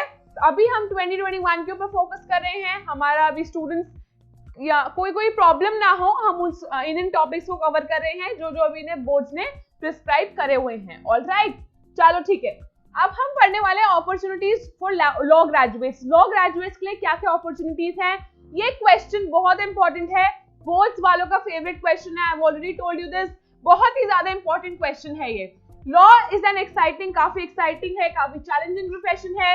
यस, डेफिनेटली बहुत चैलेंजिंग है, क्योंकि कोई केस आपके सामने रखा जाए, आपको उसको सॉल्व करना है, बहुत अच्छे से दिमाग लगाना पड़ता है, कम्युनिकेशन स्किल्स भी चाहिए होती हैं, बहुत अच्छा प्रोफेशन है definitely. Law graduates in India have various options, काफी ऑप्शंस है, काफी अपॉर्चुनिटीज होती हैं उन लोगों के पास, open to them after they graduation, after they get their LLB degree. LLB degree के बाद तुम लॉ प्रैक्टिस करो, लिटिगेशन में चले जाओ, कॉर्पोरेट सेक्टर में चले जाओ, जज बन जाओ, जुडिशियल क्लर्क बन जाओ, किसी government office, you can be an IAS, कुछ भी आप कर सकते हो। A law degree in addition to being a professional degree is now considered to be training in a discipline।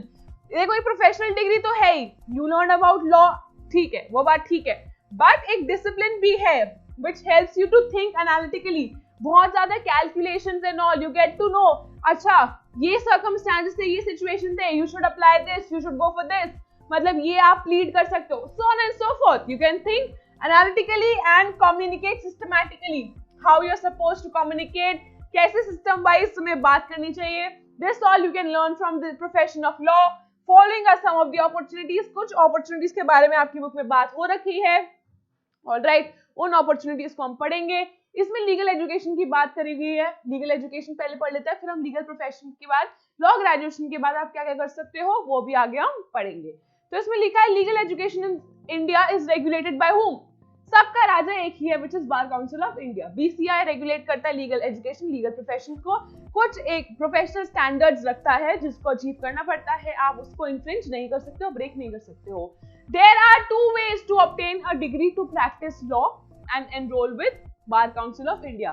देखो, मैंने लाइक आई टोल्ड यू, आप अगर लॉ कर भी लो, 3 साल की लॉ करो चाहे 5 साल की लॉ करो, ग्रेजुएशन के बाद अगर आप 3 साल की डिग्री भी ले रहे हो, it is very very necessary, बहुत इंपॉर्टेंट है, आपको बार काउंसिल ऑफ इंडिया के साथ एनरोल होना पड़ता है, अपने आप को रजिस्टर कराना पड़ता है, तभी आप जाकर लॉ प्रैक्टिस कर सकते हो। कहीं भी लॉ प्रैक्टिस करने के लिए आपको बार काउंसिल ऑफ इंडिया पे पहले एनरोल होना पड़ता है। और बार काउंसिल ऑफ इंडिया पहले ऑल इंडिया बार एग्जामिनेशन लेती है, लाइक आई टोल्ड यू। पहले क्या होता था, पहले सिर्फ एक एलएलबी की डिग्री होना बहुत मतलब इनफ होता था, आप जाकर लॉ प्रैक्टिस कर सकते थे, बट अब BCI which is Bar Council of India, all India bar examination लेती है, 2010 से हुआ है।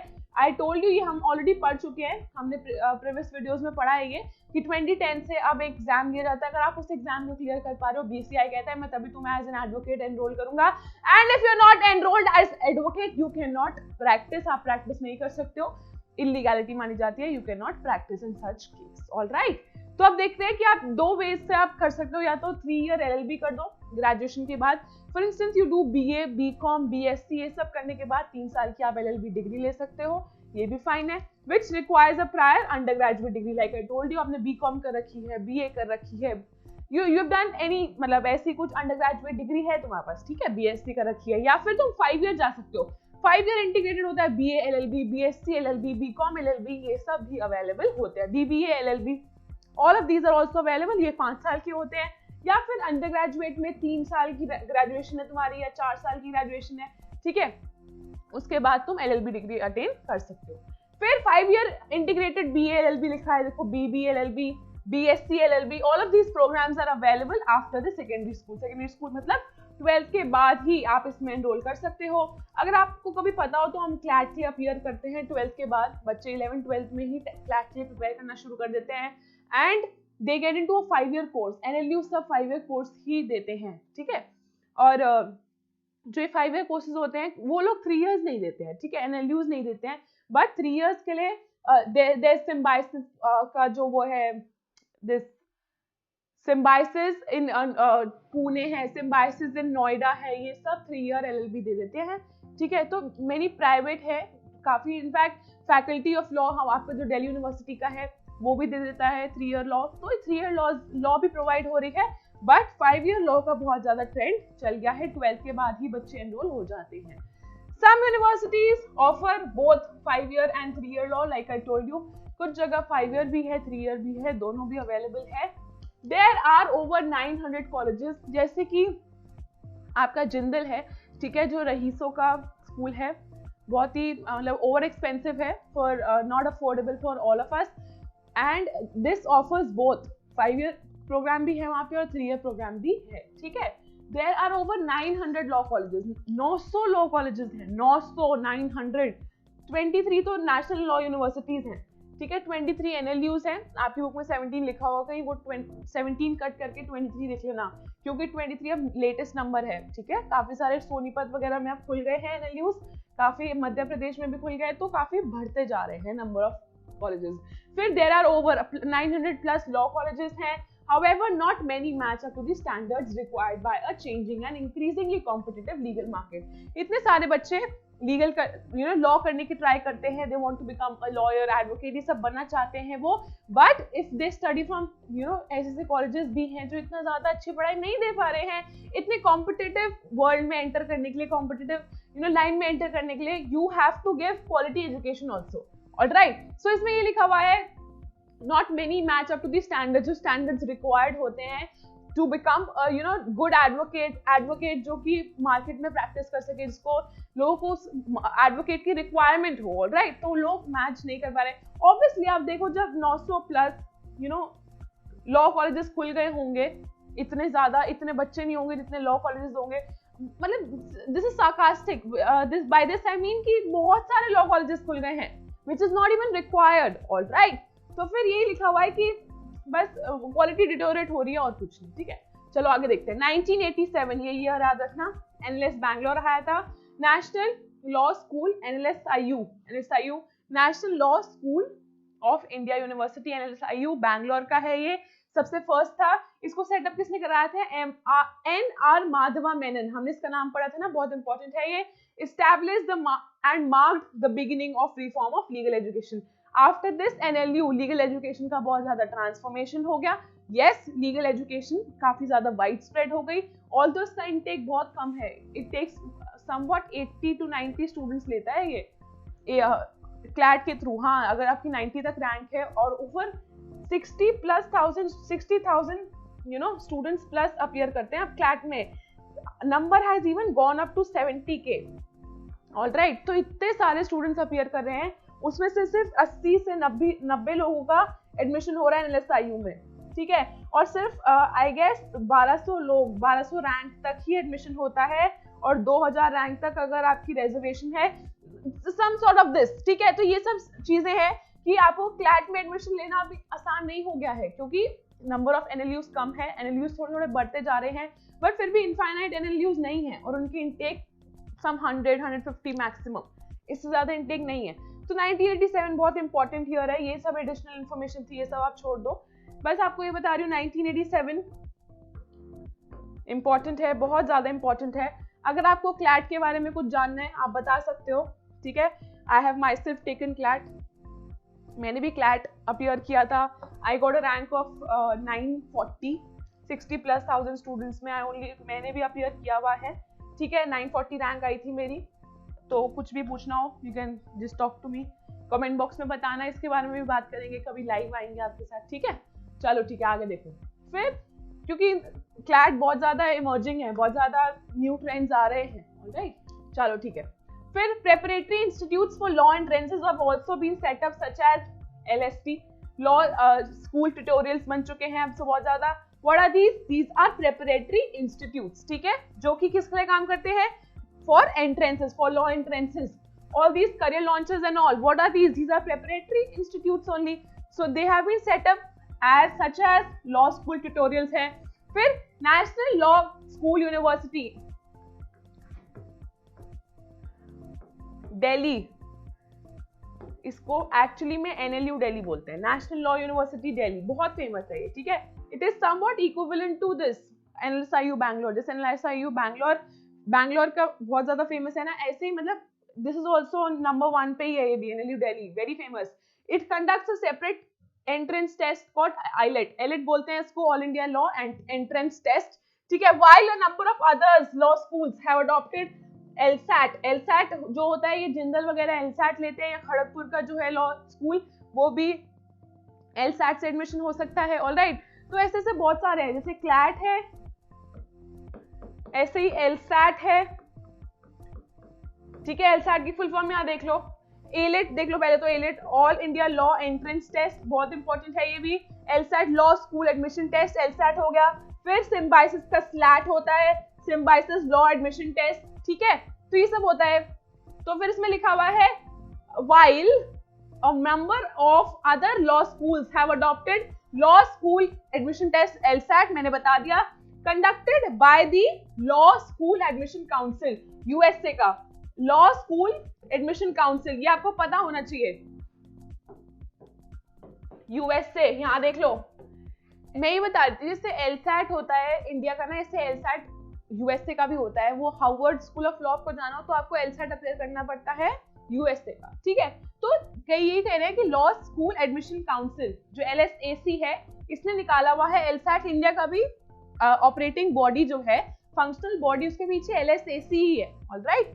तो एलसैट से कौन कौन से, जिंदल में आपको जाना, OP Jindal university of law है, अगर आपको जिंदल लॉ स्कूल बोलते हैं उसको, अगर आपको वहां जाना हो, या फिर आपको खड़गपुर जो होता है, या आईआईटी रुड़की में से लॉ करनी है, इस सब के लिए आपको क्या अपियर करना पड़ेगा, इस सब के लिए आपको एलसैट ही अपियर करना पड़ेगा, ठीक है। ये बात समझ आई। फिर इसमें लिखा है some other institutions conduct their own entrance exam. तो like I give you one example, ये एग्जांपल दिया था मैंने एलसैट का, Symbiosis law admission test, BHU है बनारस हिंदू यूनिवर्सिटी, उसका अपना अलग होता है लॉ एंट्रेंस टेस्ट। फिर जेएनयू का अलग होता है, फिर एक और होता है जामिया मिलिया इस्लामिया जो कॉलेज है, उसका अलग एंट्रेंस टेस्ट होता है लॉ का। तो बहुत सारे ऐसे कॉलेजेस हैं जिनके अलग अलग लॉ टेस्ट होते हैं। फॉर इंस्टेंस यूपीईएस है, यूपीईएस देहरादून का जो कॉलेज है, उसका अपना एक लॉ एंट्रेंस टेस्ट अलग होता है। So on and so fourth, बहुत सारे ऐसे इंस्टीट्यूशंस हैं जो अलग अपना कंडक्ट करते हैं। There are now 23 national universities, ये कट कर देना, ये आपके बुक में पुरानी डेटा है, पता नहीं कब की छपी हुई है। With a more being planned, अब बहुत planned हो गया है सब कुछ। 14 of these have CLAT, which tests 14 of these में अब सब जो institutions हैं, all of the NLUs, all of the 23 NLUs take admission with the help of what? NLUs आपको पता है, like CLAT से 5 year डिग्री तो देती है ना, you have BA LLB या BB LLB भी है कुछ जगह, ठीक है। तो फिर ये जो आपको एक मिलता है, डिग्री मिलती है, यहाँ पे आपको एलएलएम की डिग्री भी मिलती है। You can also appear for CLAT, CLAT is for under graduate, CLAT is for post graduate also. You can appear for LLM also. LLM 1 year की अब तो अबॉलिश हो गई है, बीसीआई का नोटिस आया, एलएलएम अब 2 साल की चाहिए उनको। It is upon description of supreme court, अभी कंफर्म नहीं है ये बात, बट अब एलएलएम 1 ईयर स्क्रैप करके 2 ईयर्स की बनाई जा रही है। अब तो ग्रेजुएशन भी दिल्ली यूनिवर्सिटी कहती है कि हम 4 इयर्स की ग्रेजुएशन करके एक स्किल्ड जॉब के साथ हम अपने स्टूडेंट को विदा करना चाहते हैं कि उसको बहुत ज्यादा स्किल्ड बनाया जाए। तो यहाँ देखो, फिर क्लैट में क्या क्या होता है, 5 सेक्शंस होते हैं, लीगल रीजनिंग, फिर लॉजिकल रीजनिंग, इंग्लिश होती है, कॉम्प्रीहेंशन, लीगल नॉलेज भी होती है एंड जनरल नॉलेज। काफी सिलेबस में चेंज आ चुका है, अपडेटेड सिलेबस आप देख सकते हो, यही लिख के आना चाहते हो यही लिख दो, बट काफी अब चेंज आ गया है। For instance quantitative aptitude add हो गया है उसमें, ठीक है, अब क्वांट भी आती है उसमें। फिर अब लॉजिकल रीजनिंग में अब टेबल्स, मतलब बहुत सारा सिलेबस चेंज हो गया, we not get into this, but अगर आपको लिखना है लीगल रीजनिंग लिख दो, लीगल नॉलेज लिख दो, लीगल नॉलेज नहीं आती है, फॉर इंस्टेंस लीगल रीजनिंग आती है, फिर इंग्लिश है, फिर क्वांट है, मैथ्स है, जनरल नॉलेज है, तो ये सब चीजें आप लिख सकते हो। बहुत ज्यादा पैटर्न अब क्लैट का चेंज हो चुका है। Preparatory institutes for law entrances have set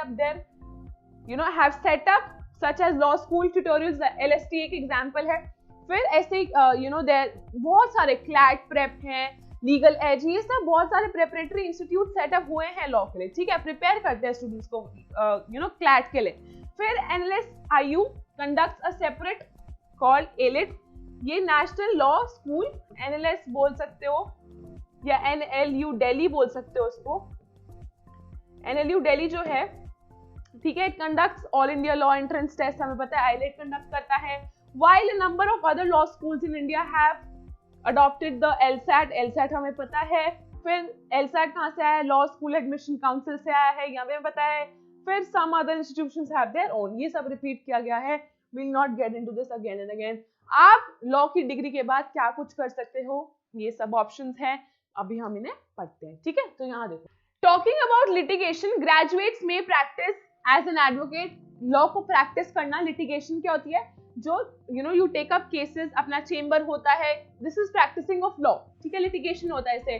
this can be achieved by working under experienced advocates, under experienced advocates as interns आप काम कर सकते हो, और being attached to litigation departments of law firms. जो लिटिगेशन डिपार्टमेंट के law firms के लिए आपका काम तो आप अलग से कर रहे हो, बट आप एक्चुअली में लिटिगेशन प्रैक्टिस कर रहे हो। और companies in order to practice in courts of India, courts of India के आपको चक्कर काटने पड़ेंगे, definitely depends upon your work. ऐसा नहीं है चक्कर काटने पड़ेंगे, बट कैसे आप प्रैक्टिस कर रहे हो, किसी लॉ फॉर्म से जुड़े हुए हो, अपनी अलग से प्रैक्टिस कर रहे हो, but you are performing litigation. तो लिटिगेशन यही होती है, ग्रेजुएट्स में practice as an advocate, as an advocate आप प्रैक्टिस कर रहे हो in court of law. This can be achieved by working under the experience, एक किसी एक्सपीरियंस एडवोकेट के अंदर आप काम कर रहे हो, इनिशियली एक इंटर्न हो, फिर आपने अपनी सेल्फ प्रैक्टिस शुरू कर दिया। What is all this? This is all litigation. फिर या आप किसी लॉ फर्म में प्रैक्टिस कर रहे हो, लॉ फर्म एक टाइप की नहीं होती है, लॉ फर्म अलग अलग होती है। क्या पता है एक सिविल लॉ की अलग फर्म हो, क्रिमिनल लॉ की हो, कोई फर्म स्पेशलाइज्ड हो। Some law firm specializes in marriage, कोई डिवोर्स में स्पेशलाइज कर रही है, कोई सर्टेन और एक्ट में स्पेशलाइज कर रही है, कोई इंटेलेक्चुअल प्रॉपर्टी के लिए काम कर रही है। तो there can be different law firms depending upon what is their area of expertise, alright. फिर यहाँ देखो, law firms vary in size, कितनी बड़ी है, मिड साइज फर्म्स भी होती है, लार्ज साइज फर्म्स भी होती है, बड़ी बड़ी होती है जिनके पास बहुत रिसोर्सेज होते हैं। And practice areas, the areas in which they practice, ठीक है, like I told you, civil में भी बहुत सारे एरियाज हो सकते हैं, क्रिमिनल में भी बहुत सारे हो सकते हैं, इट डिपेंड्स। लॉ फर्म्स में range from boutique law firm, boutique law firm होती है जहां पे सिविल क्रिमिनल सब लॉ को डील किया जाता है, सबके एक्सपर्टीज बैठे हुए हैं, एक बिठाया हुआ है, एक चेंबर है सबका, ठीक है। बट वो एक बुटीक लॉ फर्म है, मतलब एक बुके सॉर्ट ऑफ है, बुके में अलग अलग फ्लावर्स हैं, सिमिलरली अलग अलग एरियाज ऑफ एक्सपर्टीज के लॉयर्स बैठे हुए हैं, alright. Specializing in specific areas of law, सबके अपने अपने स्पेसिफिक एरियाज ऑफ लॉ हैं, such as IPR intellectual property rights में कोई एक्सपर्टीज कर रहा है, किसी को टैक्स लॉ में कोई एक्सपर्टीज कर रहा है। And there are mid size and there are large size which are full service law firms, full time service देती हैं वो आपको। डिफरेंट प्रैक्टिस ग्रुप सोच रहे हैं, for instance there is general corporate, mergers हैं, ठीक है, एक्विजिशन के लिए कोई काम कर रहा है, मर्जर एंड एक्विजिशन के लिए कोई लॉ फर्म फेमस हो सकती है, फेमस इन द सेंस कि वो उस केस को डील करती है। फिर एम्प्लॉयमेंट लॉ में डील करती है। There can be many areas, taxation हो सकता है, इंटरनेशनल ट्रेड बहुत इंपॉर्टेंट है, insurance, IPR intellectual property right and project finance and infrastructure, ये आपको याद करने पड़ेंगे। There can be different areas, इसमें सब काम कर सकते हैं अलग अलग लोग, या एक बुटीक लॉ फर्म्स हो सकती है, मतलब एक ही फर्म में सब ऐसे काम कर रहे हैं, सबके अपने डिपार्टमेंट्स है। Transactional law at law firms typically involves practicing in commercial and economic laws. जैसे बोले ट्रांजैक्शनल लॉ जो होती है लॉ फर्म्स में, वो क्या इन्वॉल्व करती है? It involves practicing in commercial and economic areas होते हैं, इकोनॉमिक लॉज जो होते हैं, and advising on issues pertaining to commercial, जो business transactions होती हैं between two or more parties, ठीक है, तो इसे क्या बोलते हैं? Transactional law. ऐसे भी ट्रांजैक्शनल लॉ के लिए भी अलग फर्म्स हो सकती हैं। Moreover, this would usually include advising on the laws applicable to the transaction. Transaction तो दो पार्टीज के बीच में हो रही है, इन्वॉल्व हो रहा है गुड्स और सर्विसेज का एक्सचेंज, या अगर एक्सचेंज नहीं भी हो रहा है, एक्सचेंज किसी चीज का तो एक्सचेंज हो रहा होगा, कोई ट्रांजैक्शन हो रही है उनके बीच में। ड्राफ्टिंग कॉन्ट्रैक्ट्स ड्राफ्ट करना, क्या वहां पे जो बिजनेसमैन होता है वो खुद ड्राफ्ट करता है? नो, लॉ की जो फर्म होती है, जो उन्होंने अपॉइंट की होती है, जो लॉयर अपॉइंट किया होता है, ये काम वो करता है। And other documents and helping clients with the commercial negotiations that you come into contract with us, उनके साथ नेगोशिएट करना। And the management and execution that is successful completion of the transaction, ये सब काम वो करता है कि कॉन्ट्रैक्ट ठीक से बन जाए, एक सक्सेसफुल ट्रांजैक्शन हो जाए, सक्सेसफुल कंप्लीशन हो जाए। तो इस सब के लिए मैनेजमेंट को भी ठीक रखना, उसको एग्जीक्यूट करना ठीक से, जो हमारा क्लाइंट है उसके साथ नेगोशिएट करना, कमर्शियल नेगोशिएशंस में पढ़ना for successful completion of the transaction. Corporate lawyers होते हैं would also advise on regulatory issues and legal compliance that any step that you take, you are taking it properly. जो भी आप कोई ऐसा स्टेप ले रहे हो वो लीगली तुम्हें कोर्ट में तो नहीं लैंड करेगा, तुम्हारे पे कोई केस तो नहीं हो जाएगा। ऑलराइट, फिर centres for legal process outsourcing also have a lot of transnational transaction work. जो लीगल प्रोसेस आउटसोर्सिंग मतलब अपनी लीगल जो वर्क होता है वो किसी और को दे देना, ठीक है, आउटसोर्स कर देना इस चीज को। You can also outsource your legal work. तो ये किसमें बहुत सारा होता है, it also have a lot of transnational transactional work. Transnational मतलब होता है कि जो बियॉन्ड द नेशनल बाउंड्रीज होती है, इंटरनेशनली में भी, ठीक है। तो ये लीगल प्रोसेस आउटसोर्सिंग हो आप इस कंट्री में, बट आप उनके लिए भी सर्व कर सकते हो। ऑलराइट, एज लॉयर्स नहीं, बट एज गिविंग एडवाइसेस या forming drafts and all. Alright, चलो ठीक है, नेक्स्ट देखते हैं कॉर्पोरेट सेक्टर। क्योंकि हमें लॉयर्स को अलाउड नहीं होता वहां प्रैक्टिस करना, वहां जाके लॉ प्रैक्टिस करना, but you can always advice कर सकते हो। So this all falls under what, this all falls under this category, law firm की प्रैक्टिस। ऑलराइट, ये बात समझ आई? चलो ठीक है। Talking about corporate sector, large corporation Olson have an in house legal practice. क्या होता है, जो बड़ी बड़ी कंपनीज होती है ना, एमएनसीज होती हैं, इनके अपने लॉयर्स होते हैं। डेफिनेटली हम ये सुनते हैं ना ये बात कि इनके अपने अपने लॉयर्स हैं, इनके पास अपनी लॉ फर्म इन्होंने हायर कर ली होती है कि हमारे कोई ऐसी दिक्कत ना आए। ऐसा ना हो कि हमें खुद कोर्ट के चक्कर काटने चाहिए, हमारे लॉयर्स हमारे ऊपर कोई भी केस करे, हमारे प्रोडक्ट के ऊपर, हमारे सर्विसेज के ऊपर, हमारी किसी भी एक्टिविटी के ऊपर, ठीक है। कोई आईटी कंपनी है, any company, they have an in house legal practice and in house counsel. Counsel means जो लॉयर होता है will give legal advice to the company. वो एडवाइस देता है लीगल की कंपनी को। कंपनी कहती है we are going forward with this, तो उनके लिए ड्राफ्ट करना या उनके लिए कुछ भी काम करना that is related to law is done by the legal in house legal counsel. They have expertise in the business, उनको एक्सपर्टीज किसमें होती है, बिजनेस में होती है of the company, and they are responsible for ensuring that the business is being run in compliance. मतलब fulfil किए जा रहे हैं एप्लीकेबल लॉज होते हैं, लॉज इंपॉर्टेंट होते हैं। लॉ का इन्फ्रिंजमेंट आपको कोर्ट में ले जाएगा, तो वो कोई भी ऐसा काम नहीं करेंगे जिससे लॉ ब्रेक हो रहा हो। And when required will bring in external lawyers, और लॉयर्स को भी वो लोग अपॉइंट कर सकते हैं। They can bring in external lawyers as well when needed, but उनके पास अपना एक इन हाउस काउंसिल होता है। फिर इसमें लिखा है several organisations such as commercial bank होते हैं, बड़े बड़े बैंक्स होते हैं, उनकी अपनी लीगल टीम होती है कि उनके ऊपर कोई केस ना हो जाए। फिर एमएनसीज होती हैं, इन्वेस्टमेंट फर्म्स होती हैं, इंश्योरेंस कंपनी, एलआईसी वगैरह, ये सब e commerce ventures. Media houses are hiring law graduates. Law graduates को तो करते हैं अपने लीगल डिपार्टमेंट के लिए कि उनको कोई भी ऐसी दिक्कत ना हो, और जो भी वो काम करे should be in compliance with legal law firms, जो भी in compliance with laws only, ठीक है, लीगल फर्म नहीं, it should be in compliance with laws को इन्फ्रिंज ना करे। देयर आर 10 पॉइंट्स, आपको एनी 6 याद करने हैं, मैक्सिमम 6 मार्क क्वेश्चन ही आ सकता है। You have to learn any 6, जो आपको सबसे इजी लगे 6 वो याद कर लेना। चलो ठीक है। Talking about public policy, lawyers have an important role. ये लोग ये क्या होता है, जो ये मेंबर्स ऑफ पार्लियामेंट होता है ना, कोई भी लोकसभा में कोई बिल आ रहा है, राज्यसभा में कोई बिल आ रहा है, तो वो जो बिल है वो लॉ को इन्फ्रिंज तो नहीं कर रहा है, ब्रेक तो नहीं कर रहा है, या कोई पॉलिसी फॉर्म करनी है, तो लॉयर्स बहुत ज्यादा इंपॉर्टेंट काम करते हैं। These work under member of parliament as well. तो ये पब्लिक पॉलिसी का पॉइंट यही है, lawyers have an important role in formulate करना, बनाना या एडवाइस करना ऑन पब्लिक पॉलिसी।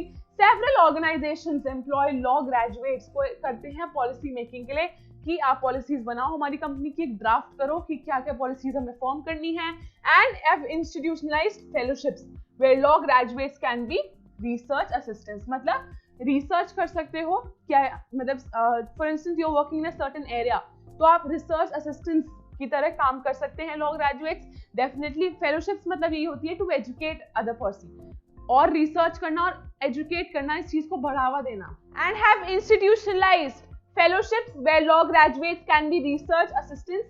फेलोशिप मतलब और रिसर्च करना, पढ़ना इसके बारे में। Where group of people share ideas. Fellowship मतलब कि you research on, you study more about it, ठीक है।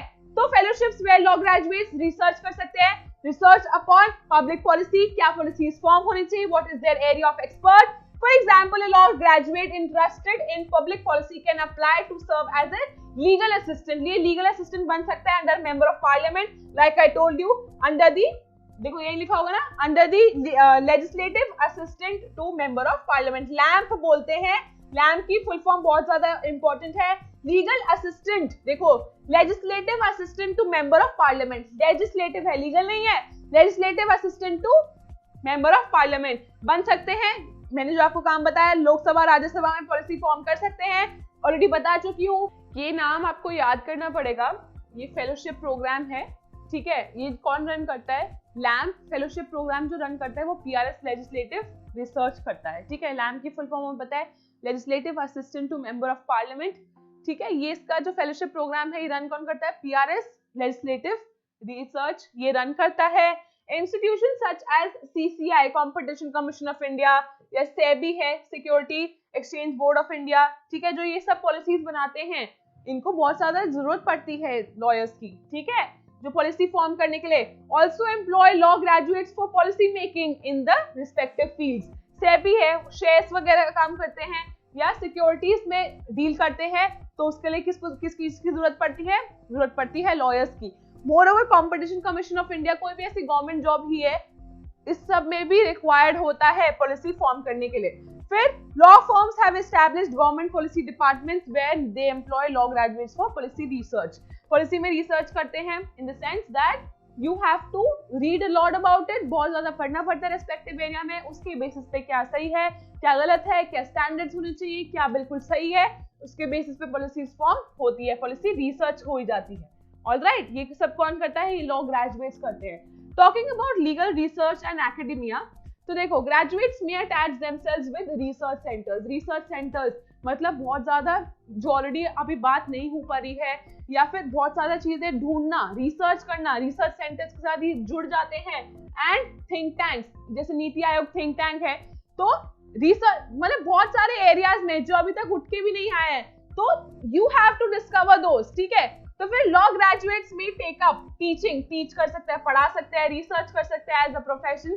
डेफिनेटली जो लॉ पढ़ के आए वो आगे बच्चों को पढ़ा सकते हैं, या फिर they can also research upon something, ये बताना, कुछ चीजें से निकाल के देना जो अभी तक किसी ने नोटिस नहीं करी हो, ये सब भी अच्छा काम है। ऑलराइट, थिंक टैंक्स जो होती हैं, अब थिंक टैंक्स का काम क्या है? काम तो यही है ना कि you know best policy making, तो ये सब काम उनको हेल्प तो चाहिए होती है ना, वन मैन आर्मी तो नहीं है, they have to be they need support of lot of people. Alright, तो फिर at least a postgraduate degree in law or related disciplines is expected to build a career in academics। academics में पढ़ाने के लिए तुम्हें पढ़ा भी बहुत होना चाहिए, तुम्हारे पास एक डिग्री होनी चाहिए, कम से कम पोस्ट ग्रेजुएट की डिग्री LLM करनी होनी चाहिए तुम्हें, तभी तुम आगे जाकर पढ़ा सकते हो। इसमें ये लिखा हुआ है, you are expected to have a post graduate degree is expected to build a career। Universities employ postgraduates in law as lecturers, assistant professors। तुम बन सकते हो, लेक्चरर बन सकते हो अगर तुम्हारे पास LLM की डिग्री है, as the beginning of their careers। short term positions and opportunities as visiting professors। कभी कभी किसी कॉलेज में जाकर लेक्चर दे आए, विजिटिंग प्रोफेसर्स हो गए, या adjunct professors are also available in academia। ठीक है, अगर academics की बात करो, so all of these are available। फिर talking about NGO organizations, देखो बहुत पैसा है तुम्हारी जेब में तो आप एनजीओ के साथ काम कर सकते हो, कोई पैसा नहीं मिलेगा, लीगल एड प्रोवाइड करना, उनको फ्री लीगल एड देना, लीगल एजुकेशन देना, बहुत पैसा है जेब में तभी करना, नहीं तो मत करना। Not for profit organisation, specially organisation with social justice, जो लोगों को जस्टिस प्रोवाइड करना चाहते हैं, फ्री लीगल एड देना चाहते हैं with a social justice orientation, have position for law graduates, वो लोग लॉ ग्रेजुएट्स को लेते हैं। These range from small grass root level organisations, कुछ तो ग्रास रूट लेवल ऑर्गेनाइजेशंस होती है, कुछ लार्ज फंडेड ऑर्गेनाइजेशंस भी होती हैं जिनके पास बहुत पैसा होता है, कुछ नई नई ऑर्गेनाइजेशंस होती हैं जो ढूंढ रही होती हैं। They may be general in nature, providing like I told you free legal aid दे रही हैं, या फिर लीगल एजुकेशन प्रोवाइड करने के लिए, लीगल अवेयरनेस के लिए, to specialist organisation involve in areas, काफी लोग इन्वॉल्व होते हैं एरियाज में, such as women and child right के लिए अगर तुम्हें लड़ना है या फिर उनके लिए काम करना है, you get certain amount of money, बहुत पैसा नहीं मिलता है, फिर एनवायरमेंटल लॉ के लिए काम करना है, एम्प्लॉयमेंट लॉज के लिए काम करना है, कंज्यूमर राइट्स के लिए, फिर पब्लिक हेल्थ के लिए। If you want to work you can join NGOs, like I told you NGO आप ज्वाइन कर सकते हो। Moving on, government institutions, government institutions में आप काम कर सकते हो as a lawyer. Government departments, statutory authorities, statutory मतलब जो लॉ से लीगल रिलेटेड अथॉरिटीज होती हैं। फिर पब्लिक सेक्टर अंडरटेकिंग, ठीक है, PSUs and regulatory bodies, they also provide interesting opportunities देती हैं लॉयर्स को। ग्रेजुएट्स को जॉब मिल सकती है, they opt for jobs in institution such as NHRC। NHRC भी हम डिटेल में पढ़ चुके हैं, NHRC बहुत इंपॉर्टेंट है, इसमें आप एज अ लॉयर काम कर सकते हो। Law commission of India, NCW है, नेशनल कमीशन फॉर वुमेन, इन सब में आप काम कर सकते हो। ये सब जो है गवर्नमेंट इंस्टीट्यूशंस हैं। ऑलराइट, फर्दर आप आगे पढ़ाई कर सकते हो। आगे पढ़ाई में आप क्या कर सकते हो, LLM कर सकते हो, LLM की डिग्री ले सकते हो। लॉ एक इंटरडिसिप्लिनरी सब्जेक्ट है, बहुत वाइड है, बहुत बुक्स हैं, पढ़ सकते हो आगे। ग्रेजुएट्स में opt for further studies in this. You can also do business कर सकते हो। फिर इकोनॉमिक्स पढ़ सकते हो, एंथ्रोपोलॉजी पढ़ सकते हो। एंथ्रोपोलॉजी इज सोशियोलॉजी जो ह्यूमन बिहेवियर से रिलेटेड होता है। एंथ्रोपोलॉजी इज ऑल्सो जो what makes us human. Alright, फिर LLM पढ़ सकते हो, रिसर्च डिग्रीज हासिल कर सकते हो, MPhil कर लो, PhD कर लो, बहुत पढ़ाई हो सकती है लॉ में। Alright, a variety of opportunities are available, बहुत अपॉर्चुनिटीज अवेलेबल हैं, अब यहाँ पर भी, अब्रॉड में भी अवेलेबल हैं, आप कर सकते हो। जुडिशियल सर्विस या क्लर्क की बात करें, क्लर्कशिप की, the court system provides several avenues to law graduates. The higher judiciary, आप यहाँ जुडिशरी भी कर सकते हो, लॉयर तो हुई, अब आप जज भी बन सकते हो, हाई कोर्ट का, सुप्रीम कोर्ट का, बट इसके लिए कुछ देयर आर स्पेसिफिक रूल्स होते हैं, तभी आप बन सकते हो। आप जज के अंदर लॉ क्लर्क भी बन सकते हो, कम रिसर्च असिस्टेंट। लॉ क्लर्क तो हो ही आप, बट एक असिस्टेंट रिसर्च भी हो, रिसर्च असिस्टेंट भी बोलते हैं।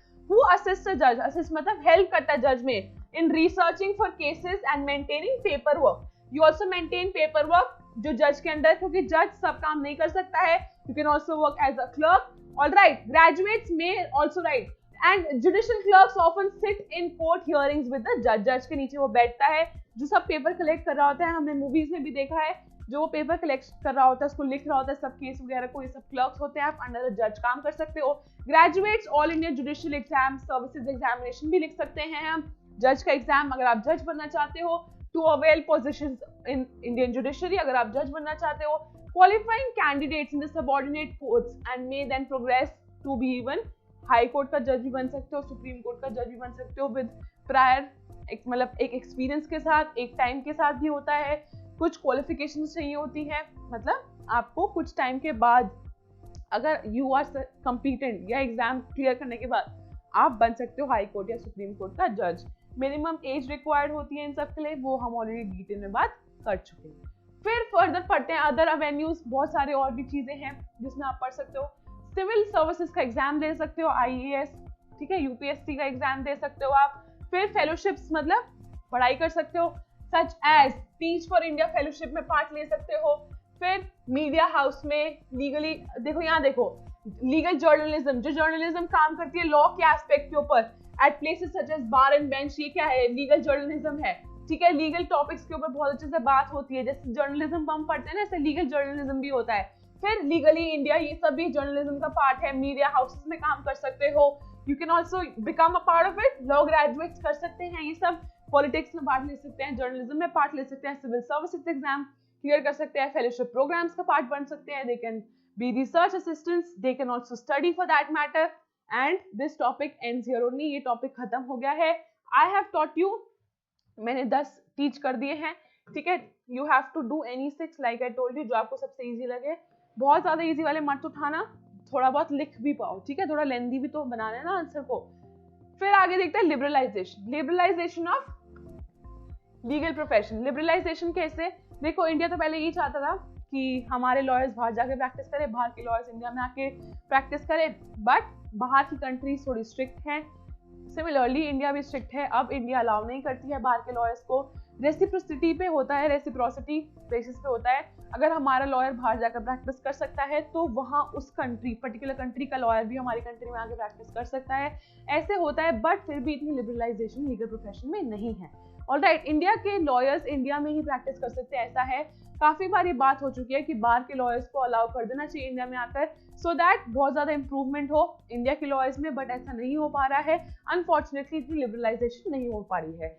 ऑनगोइंग डिबेट है, बहुत ज्यादा सब्जेक्टिव है इशू, कौन सा लिबरलाइजेशन ऑफ लीगल प्रोफेशन का। I want to tell you, given that India has signed the WTO, World Trade Organization की treaty 1990s में कि लिबरलाइजेशन करेंगे, ग्लोबलाइजेशन करेंगे, बट ऐसा कुछ नहीं हो रहा है।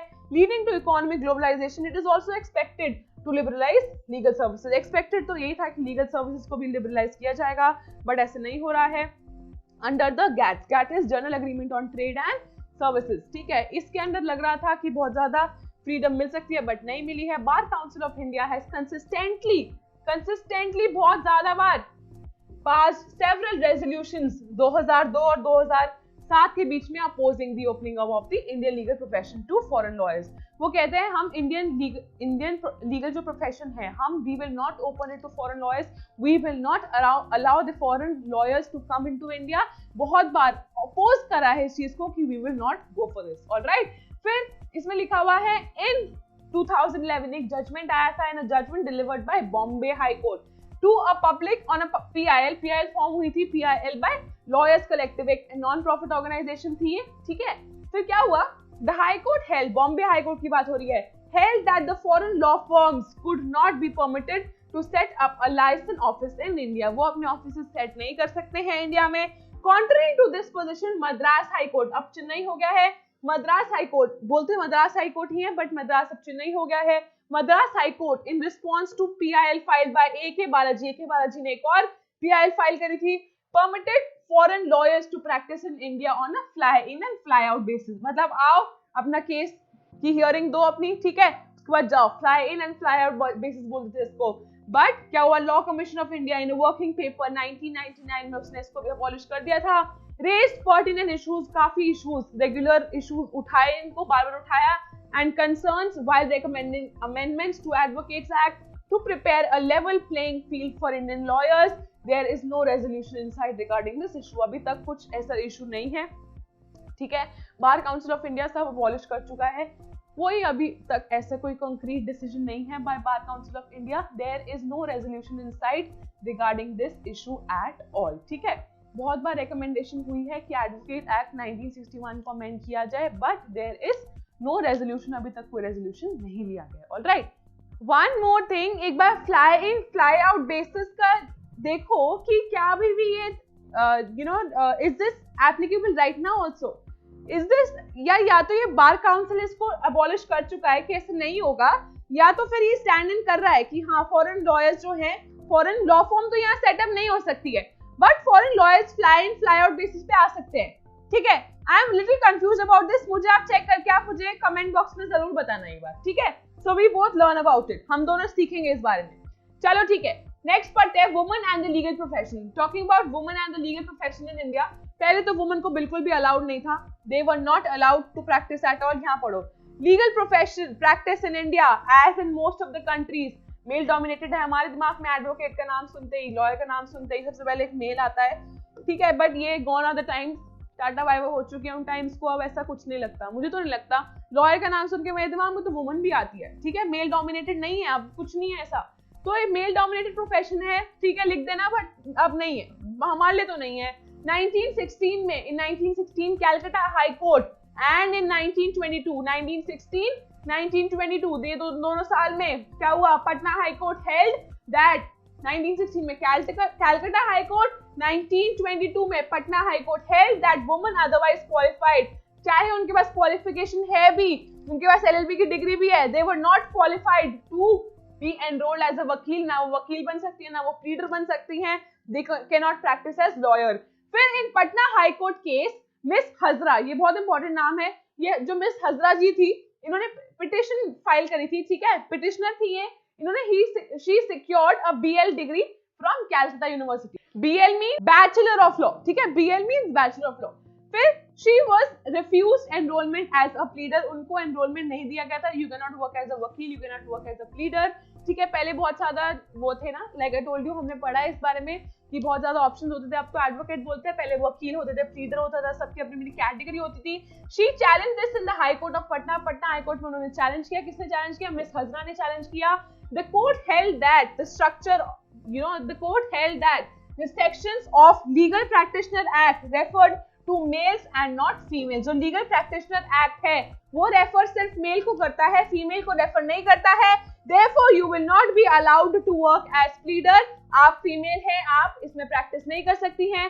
फिर यहाँ देखो 1793, no woman had ever been admitted to the role of pleaders. आप एक रोल ऑफ प्लीडर में काम नहीं कर सकते थे, ठीक है. You could not work as a pleader, as a वकील, एज एन एडवोकेट, कुछ भी काम नहीं कर सकते थे. ये कब की बात है? 1793 में. Which year is very very important? Is this year 1923. ठीक है, यहाँ देखो.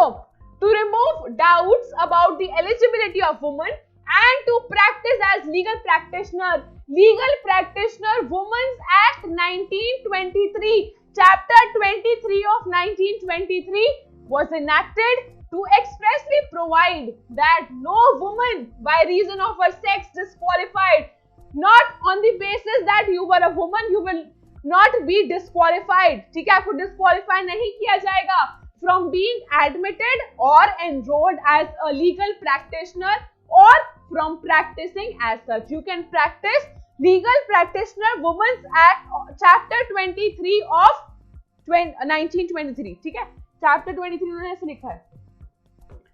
Chapter 23 ऑफ रोमन्स में लिखा हुआ है. ठीक है, Chapter 23 ऑफ 1923 यही बोलता है कि वुमन को she can work as a pleader, as a वकील, she can do this. इस लॉ ने सब कुछ बदल दिया. Allahabad high court took the lead by enrolling Cornelia Sorabji. Allahabad high court important है. फिर ये आपके पेपर में भी आया हुआ है, सैंपल पेपर में दिया हुआ है नाम. Cornelia Sorabji first Indian lady वकील थी. किसकी? हैदराबाद इलाहाबाद हाई कोर्ट की. ऑलराइट, ये बात समझ आई. तो हमें एक्ट याद करना है, कॉर्नेलिया सोरबजी का नाम याद करना है. हजरा ने पिटिशन फाइल करी थी, ये भी याद रखना है, on 1921.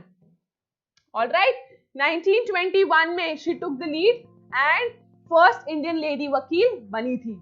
Alright, The Allahabad High Court took the lead by enrolling Miss Cornelia Sorabji. बहुत इंपॉर्टेंट नाम है, फर्स्ट लेडी वकील थी इलाहाबाद हाई कोर्ट की. ठीक है, एक बात और, इनकी ऑक्सफोर्ड से इन्होंने लॉ करी थी. 1923 में इनकी लॉ कंप्लीट हुई थी. उसके बाद ये वकील बन गई थी. She was not completely Indian नहीं थी, हाफ इंडियन हाफ इंग्लिश से थी. ठीक है, मतलब इंग्लिश वुमन थी. फिर ये पारसी थी बेसिकली. तो आप इनके ये बायस कह सकते हो कि थोड़ा सा इनके साथ बायस था, क्या भी कह सकते हो, but she was the first woman वकील टू बी वर्किंग. और इनको in fact the first to be enrolling in the exams also, to sit in the exams. Alright, पहले तो लड़कियों को एग्जाम में भी नहीं बैठाया जा सकता था. फिर तो देखो ये लिखा हुआ है, Allahabad high court took the lead by enrolling miss Cornelia Sorabji as the first Indian lady वकील. लेडी वकील बनी थी इलाहाबाद हाई कोर्ट की. ऑन 24 अगस्त 1921 को एक डिसीजन आया था. ठीक है, उसके बाद ये लॉ 1923 में एनफोर्स हुआ था. 1923 में क्या डिसीजन था? English committee of the court एक फॉर्म हुई थी, डिसीजन लिया गया था. Administrative committee was then called, एक एडमिनिस्ट्रेटिव कमिटी हुई थी, इंग्लिश कमिटी थी एक, consisting of chief justice sir Grimwood Mears. ठीक है, ये नाम आपको याद रखना पड़ेगा. इन्होंने एक डिसीजन दिया था कि woman will now be allowed, may be because this woman was a Parsi, या वुमन पारसी थी या हाफ इंग्लिश थी, तो इस वजह से इनकी तरफ बायस हो सकता है. देखो दिस इज ऑल सब्जेक्टिव, पता नहीं है, तो डिबेटेबल है, बट खैर फर्स्ट वुमन वकील यही थी. ठीक है, 24 अगस्त लिखा हुआ है 1921 को ये डिसीजन आ गया था. 1923 में legal practitioners woman act chapter 23 of 1923 यही कहता है कि woman will now be allowed to practice law. Since then, although number of women entering into profession has increased, gender bias still pervades the profession. वो कह रहे हैं, इसका कहने का मतलब है although अब women को अलाउड किया जाता है, बट फिर भी इतनी women अभी भी पार्टिसिपेट नहीं कर पाती हैं, ज्यादातर men ही होती है. Recent survey found out that percentage of successful women for CLAT 47% थी. मतलब 100 में से 47 वुमेन सक्सेसफुल थी. नंबर बहुत ज्यादा बदल चुके हैं, ये पुराने नंबर्स हैं, रीसेंट नंबर्स चेक करो. However, 36% of women lawyers stated they had faced some sort of gender bias. उनको लगता है कि उनकी तरफ बायस होता है, लड़कों को प्रेफरेंस मिलती है, उनको अभी भी ये लगता है. 36% of the women working in law. अब 47 क्लियर करती हैं 100 में से, अब क्या पता कितनी आगे जाके एनरोल करती हैं, NLUs में कितनी एडमिशन लेती हैं. ठीक है, तो ये सब अभी कुछ क्लियर नहीं है, बट फिर भी वुमेन का नंबर बहुत ज्यादा बढ़ गया है. There have been only 5 women senior advocates since 1962 of the 397 designated senior advocates. का कहने का मतलब है 397 सीनियर एडवोकेट्स में से सिर्फ 5 वुमेन है. अब अगर आप रिसेंट नंबर चेक करो वुमेन का, तो नंबर है 12, विच इज ऑलमोस्ट डबल से भी ज्यादा. ठीक है, काफी नंबर बढ़ चुका है. बट एक बात और बोलनी है कि this will increase. women is taking over a lot of things. वो उसने बहुत ज्यादा स्टॉर्म कर रखा है, बहुत ज्यादा अच्छा वर्क कर रही हैं वुमेन, तो नंबर बढ़ सकता है. Studies have indicated that gender-based disadvantages are gradually being eliminated. खत्म हो रही हैं. Especially women के लिए कॉर्पोरेट सेक्टर बहुत अच्छा माना जाता है, सेफ माना जाता है. That they will not be exploited. उनका they will work safely. वहाँ पर उनके लिए कोई वहाँ बदतमीजी नहीं होगी, जेंडर बायस नहीं होगा. कॉर्पोरेट सेक्टर बहुत अच्छा माना जा सकता है. But it depends upon you, आप कहाँ प्रैक्टिस करना चाहते हो. फादर की बैक है तो कहीं भी प्रैक्टिस कर सकते हो. It depends. ठीक है, क्या बैकग्राउंड है, क्या कुछ है, depends on person to person. Alright, with this we come to an end of unit 5. Unit 5 खत्म हो गया है. Legal profession in India, legal services रह गया है, और यूनिट 7 एक और रह गया है. इसके बाद ये बुक खत्म हो जाएगी. क्वेश्चंस पे बहुत ज्यादा कंसंट्रेट करेंगे. इसको बहुत अच्छे से पढ़ो. इसकी रेफरेंस दूंगी कि हाँ ये क्वेश्चंस हम आंसर ऑलरेडी कर चुके हैं और किस जगह कौन सा आंसर लिखना है. ऑलराइट, आई होप आप सबको ये सेशन बहुत यूजफुल रहा हो. लर्न करो ऐप डाउनलोड कर लो, सब अवेलेबल है. एंड्रॉइड ऐप है, हमारी टेक टीम ने बनाई हुई है. All the notes are available on the app. Telegram channel का लिंक भी डिस्क्रिप्शन बॉक्स में है, ऐप का लिंक भी डिस्क्रिप्शन बॉक्स में है. सब वीडियोस, ये सब वीडियोस लाइंड अप हैं बहुत अच्छे से हमारी ऐप के ऊपर. You must go and check out. एक बार जाकर चेक जरूर कर सकते हो. Any doubts you guys have, do let me know in the comment box. नए हो चैनल पे सब्सक्राइब जरूर कर देना. Don't forget to like. अच्छा लगे, नहीं अच्छा लगे डिसलाइक करके मुझे कमेंट बॉक्स में बताओ क्या दिक्कत आ रही है. we'll try to work upon that. We are working for you. We are trying to cover all the commerce and humanities subjects. And any doubt you guys have, आप मुझे बता सकते हो. And thank you so much for watching guys. I'll see you super soon. Take care till then. Bye bye.